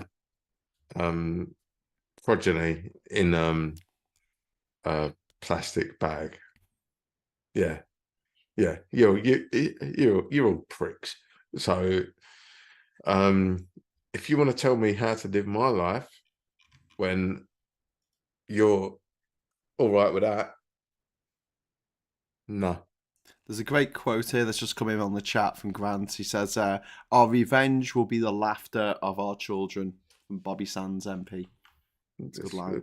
That's a great sign off. That's a great sign off. That is. Okay, we're going to have to leave it there for tonight. Thank you so much for joining us. Thank you to Wayne and to Phil, and also to Aid, who had to get off, and also to Ollie, who also had to get off. But we're kind of like a drop in, drop out. I mentioned that this was a bit like chat roulette. I said this is a bit like chat roulette without the constant masturbation. But if anyone remembers the mid-noughties, it was a crazy time. Anyway, so thank you so much for watching. We'll be back on Monday morning with Morning Brew at 9:30, and there'll be a couple of shows going out over the weekend. We'll do some Moments of Truths, and also, Phil, are you doing a Labour Vision this weekend? Yeah, I will do, yeah. Do you know what you're doing on yet, or not quite? There's a few things that are possible from this week. Because there'll be on some policy that was talked about this week. Starmer has made a couple of speeches. Well, he made a speech. Phil, you're very quiet in front of a jet engine. You were very quiet in that little. Well, no, I agree with what you say. People need more empathy. The problem we ultimately have in politics and in business is there's a significant proportion of the population, it's a minority, but it's a significant proportion, who are literally psychopaths. They lack empathy, and they are motivated to rise to the top of any sort of like authority ladder. So you end up with lots of them in key positions in politics and business. Yeah. That's fair dues. And I blame the private schools for pumping out these psychopaths, and that's the hill I will die on, because I think that they are taught to be psychopaths in those schools. Not all of them. Some of them turn out all right, but yeah. Anyway, so yes. So I just want to leave it on those brilliant words there from Bobby Sands. Our revenge will be the laughter of our children. I love that. Okay, thanks everyone for watching. Thanks for the chats. Thanks for the super chats. And until next time, I'll say hello, good evening, welcome, and goodbye.